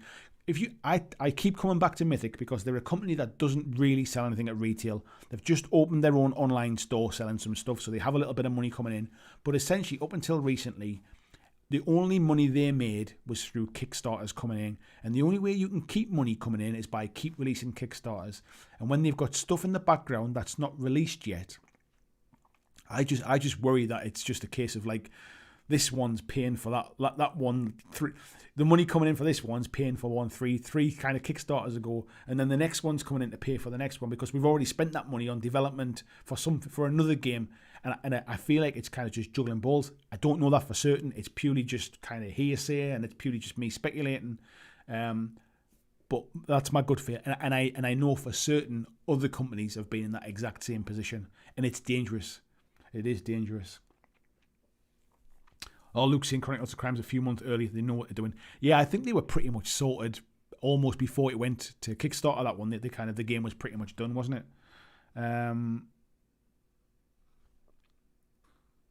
Rastaman says issue with Simon was that feeding one Kickstarter into the previous one. Yeah, exactly, mate. And that's what I mean about basically if one. I think one of the complaints they had was that one of their Kickstarters basically massively underperformed. And so what was happening was they were relying on this big influx of money coming in, and it didn't come. And I think that was what started the ball rolling. Nostock, good evening, mate. Says, don't forget to hit the like button. Thank you very much, mate. No idea how many likes we've got tonight. I think we've got 57 likes. And we've got, I think it says, concurrent viewer. We had 114 folks in at one point. We've only got 50. We got 62 likes. It's starting to creep now. Now we've given a little bit of a nudge. We're starting. There's 63. Come on, can we get it to 70? Let's see if we can get 70 likes. Have we even got 70 people? I can't even see it now. Kirsten says the big issue with model development is that you have to pay an awful lot of money up front. You can pay thousands for plastic tooling that you won't get for 12 months. Yeah, I completely agree. And that's why Kickstarter. That's why Kickstarter is a great way to kind of fund those things. The problem is when companies are using money from this Kickstarter to pay for a previous one, and the money they need to launch this Kickstarter, they're relying upon a future Kickstarter coming in, and that's at some point that's just robbing Peter to pay Paul until it comes crushing down, isn't it? And Kickstarter only exists through its stats. Yeah, exactly. Warwick says I've certainly bought some other stuff from Super Dungeon Team, the John Snowman, so they deliver on some stuff. Yeah, there's a few companies like that where they deliver some stuff, but then they're so overdue with other things. You got to doubt that. Luke says there'll be a big company collapse soon enough. Too many of them are walking a tightrope, and one will drop, and then Asmodee will probably buy them out cheap. Would not surprise me at all, mate. Doesn't say not so scary. Put money in on the hope it would come to fruition. It didn't pan out, but Ninja Division have spent the last 2 or 3 years trying to rebuild it. Would have been easy for them to fold. Yeah, and I hope you get it, mate, as well. Visually says, speaking of Kickstarter, Street Fighter minigame is shipping. Nice one, mate. They've announced Mortal Kombat expansion for late Q1, Q2 next year as well. Interesting, mate. I remember that one. What was the other game that was out around that time? I remember talking about Kickstarters for a little while on this channel. Like, I was doing like a monthly video about Kickstarters, and I remember talking about. I think it went to Kickstarter the same month that God Tier did. I seem to remember talking about them both at the same time. Rastaman says, did you talk about Star Wars miniature stuff from FFG being transferred to Atomic Mass Games? I did, mate. I actually recorded it, so I might put it up as like a little clips video tomorrow as well, so you can see the little bit I did about it. But yeah, I did cover it, mate. Paul says, 78 Kickstarters backed. Wow, 2 failed and 1 possible failure due to COVID, although the community is rallying around them. Wow, 78 Kickstarters. I don't even think I've backed double figures, mate. Well, we did get a 70. We got 75 likes. That's amazing. Just for info, folks. I mean, I don't want you to click like on the video if you're not enjoying it, right? By all means, I don't want you to do that one. But the likes actually do help. You might not think they do, but the likes actually do help. That, like, the interaction of people clicking like on the video tells YouTube that people are enjoying the video, and actually that kickstarts them a little bit to start sharing it out to other people. So you might not think it's helping, but it actually does help. So thank you very much if you do click the like button. Heathwell saying, cheers, hope all is good. It is, thank you very much. There's no regrets here, 2 cents. Supporting the cottage miniature companies instead of feeding the Kickstarter loons. Plenty of readily available minis in small ones.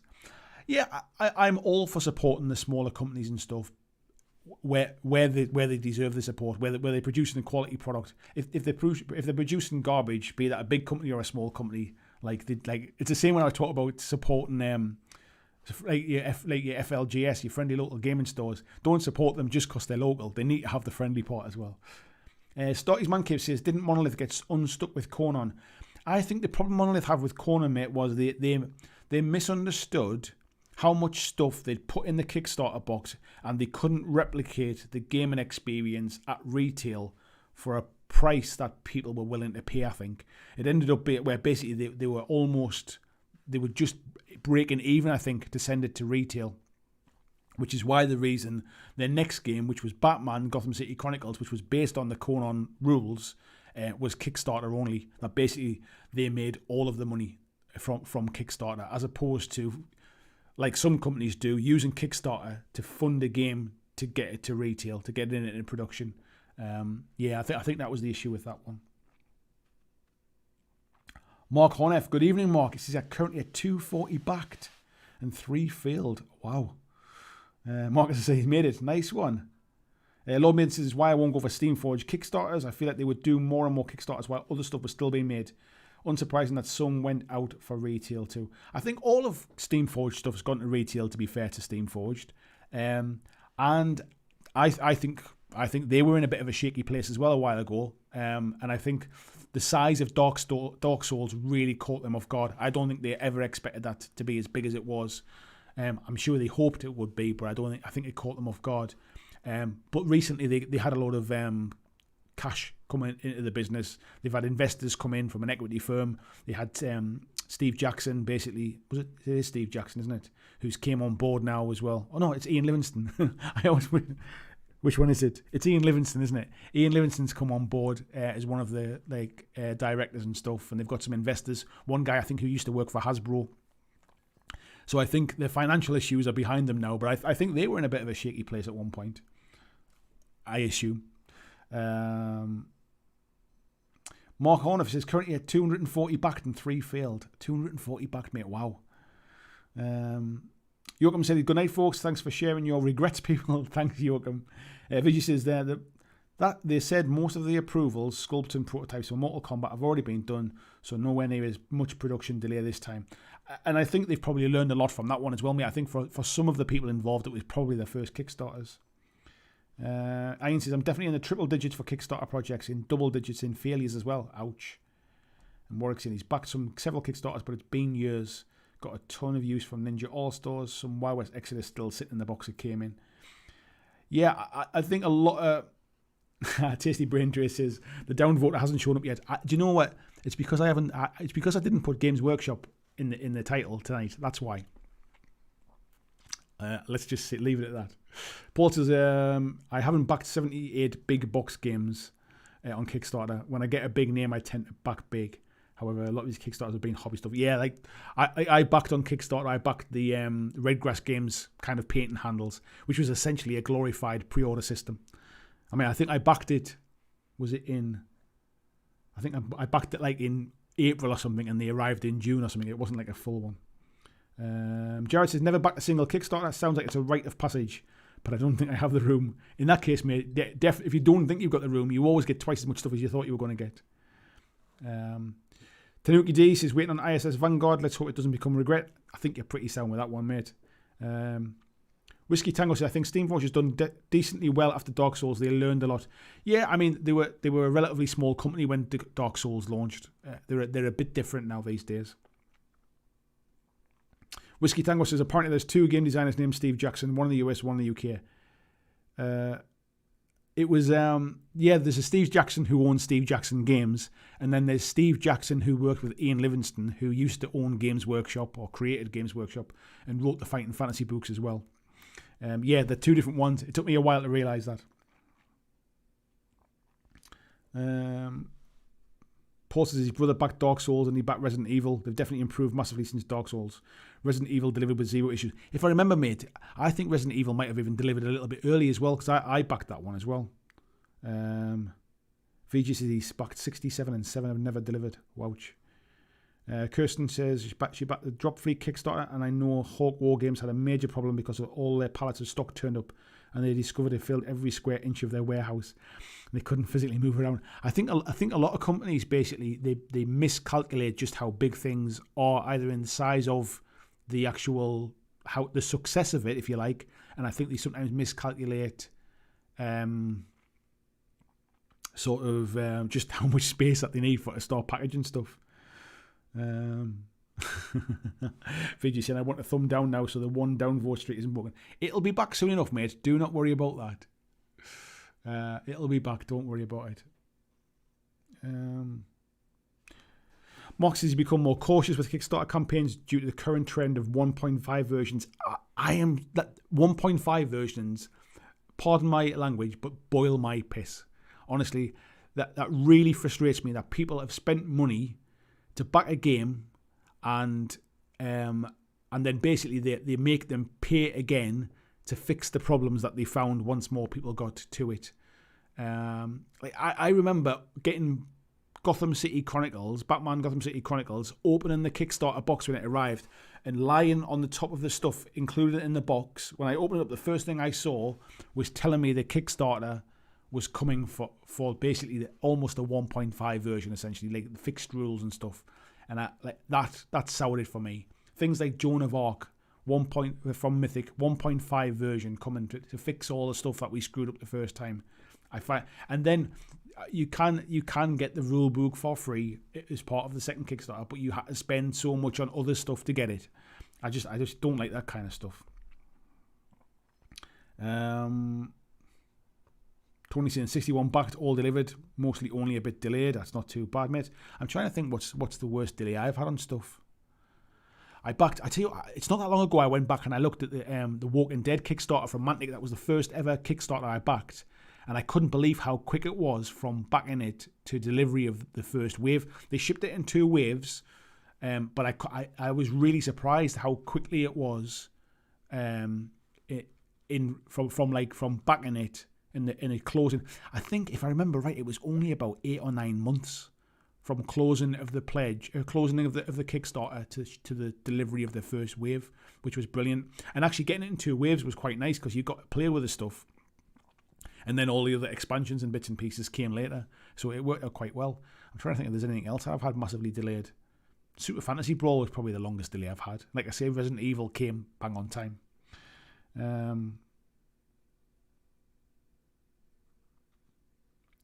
Dustin says Steam Forge models would be better if I could just have the STLs. Back at the Critical Role minis, they're nice but not great production. Yeah, I don't think you're going to start getting that anytime soon, mate. That's how they make their money. Green Stuff Game says, you played a game called A Very British Civil War. It's got me back into the hobby. I haven't, but one of the members of our group who is it again? There's somebody who does the artwork, I think, for Very British Civil War. Oh, I forget now. But yeah, I've never played it. But yeah, somebody involved in our community is part of it. Ian says, some of the failures I've seen at Silver Linings, Limit Theories, development logs convinced me to switch professions to IT. Even though it failed, I learned a lot about software development from the guy's openness. Interesting, mate. Heswell says, a series publisher will launch a Kickstarter whenever the stuff is ready to be shipped. They took the risk to invest in the development. They believe in the product. They don't need me as an investor. You're not an investor in a Kickstarter. You are basically giving money over on the promise that it will fulfill. And I think people think of themselves as investors and they think they're involved in it and they're not. But a serious publisher still needs the money, basically. It's not about when they're ready to be shipped. They still need the money to invest in tooling and stuff. Because even what we would consider as big companies are not big by company standards. Outside of Games Workshop, there are no big companies. There are companies like Warlord and there's companies like Mantic who we think of as big, but they're like, you know, they're less than kind of 20, 30 staff and stuff. They're not massive companies. Luke saying, boil my piss is a great scene, borrowing that. Yeah, it's a kind of like, I don't know why, but yeah, it's just like, boils my piss. Paul Inman says, don't mind 1.5 versions if they do free rules updates, but it's kind of annoying. It's one thing saying free rules updates, but if you've invested and you've spent a lot of money on a Kickstarter for a nice hardback or softback rulebook, and the update is just a free PDF, I feel shortchanged by that, especially when it comes almost before it's shipped, like they're talking about the updated version. Like, that's the kind of stuff that boils my piss. It's one thing coming back and doing a version 2 later on. It's the 1.5 bit that annoys me. It's the fact it's like, we know we screwed it up, so here's the fix for it, but you're going to have to pay for it if you want a nice book. Heswell says, notable exception is Firelock Games because they will make the produce anyway. I don't think they would. Pete, that's who it was, Tony. Thank you very much. I forgot who it was. Yeah, it's Pete who does that. I think companies use Kickstarter as a bit of a marketing tool to understand how popular things are as well. So I don't think they'd go ahead and just like kind of print loads of things on the hopes that it's going to fund.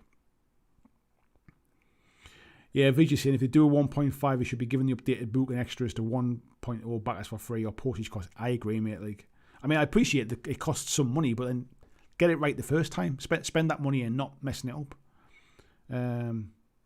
Whiskey Tango says Kickstarter pledges are closer to charity donations. You're not wrong, mate, sometimes. Kirsten saying GW are more than 20 times Mantic size. Yeah, in staff terms. I remember Ronnie telling me a while ago, I don't know if you can remember a while ago, that GW basically gave a massive bonus to all of their staff.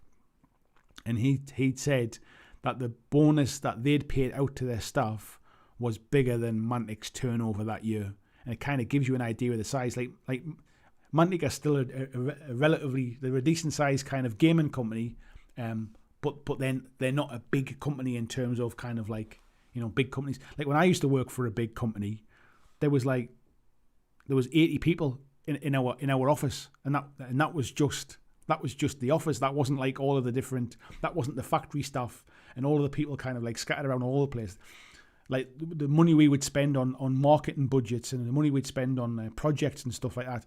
That's my idea of a big company, like kind of multi-million pound stuff, buying equipment that cost kind of like 40 million. That's big companies. But like, yeah, so Paul said, when I say free 1.5 rules, I mean free printed version. Yes, mate. I think the problem was, I think like, for example, I talked about like Joan of Arc as an example. I think you could get the hardback book, but you had to buy other stuff in order to get it.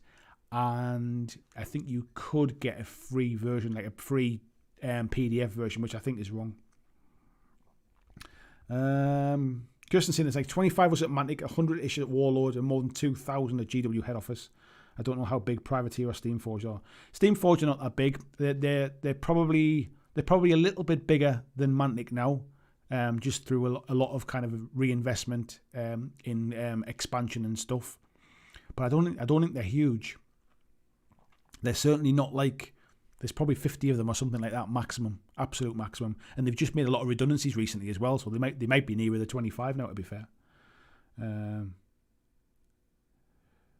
Lucian, all the right busters 1.5 coming for free, and there's a lot coming. Colleague and I estimated it will be costing somewhere in the region of 50 and 60,000. Yeah, and it should be coming for free, mate. That's the whole point. They're replacing stuff that is wrong. That's different. You know, like they're basically I'm not saying that it's not right that they're fixing their mistake. I think it's good they're fixing their mistake, but they should fix their mistake. Like they're not doing you a favor by putting right something you've already paid for. That's my point. Jared says GW isn't so much a business as it's an empire at this point. Even that it's not that big a company, mate. That's the other side. It's huge within miniature gaming, but they're not a big company, if you like. Lucian, yeah, I agree. It absolutely should be free. Does that make you as the emperor? Right, folks, we're bang on 11 o'clock there. My throat's starting to dry out as well, so I think we're going to call it there. Thank you, every single one of you, for coming in tonight. I appreciate it. Thank you for the likes as well. We're at 88. If you haven't clicked the like button, let's see if we can push it a little bit more. Be nice. Be nice just to see that. I will see you Wednesday for the live stream. If you missed any of tonight's stuff, I've clipped out a couple of bits that we can I can send up as clips tomorrow. I think I've clipped out the bit about the GW stuff. I've clipped out the bit about Star Wars Legion and stuff going across the Atomic Mass games, and I've also obviously done the main subject for tonight, which was gaming regrets. So if you haven't seen any of them bits, you can catch them tomorrow. I'll see you Wednesday for the Painting Hobby Hangout. So take care, folks, and have a nice rest of your Monday and your Tuesday. Take care. Thanks for watching my video. I hope that you really enjoyed it. And if you did, why not consider clicking on the suggested video below to see more of the work that I've done. If you'd like to support the long-term sustainability of this channel, why not consider checking out my Patreon, where you can pledge and support from as little as $2 a month. And there is lots of different tiers and bonuses, which will give you access to a private Discord server. It will give you free t-shirts, free mugs, a podcast every month, and a number of other things, including getting your name at the end of every video, like these awesome folks who already support me now.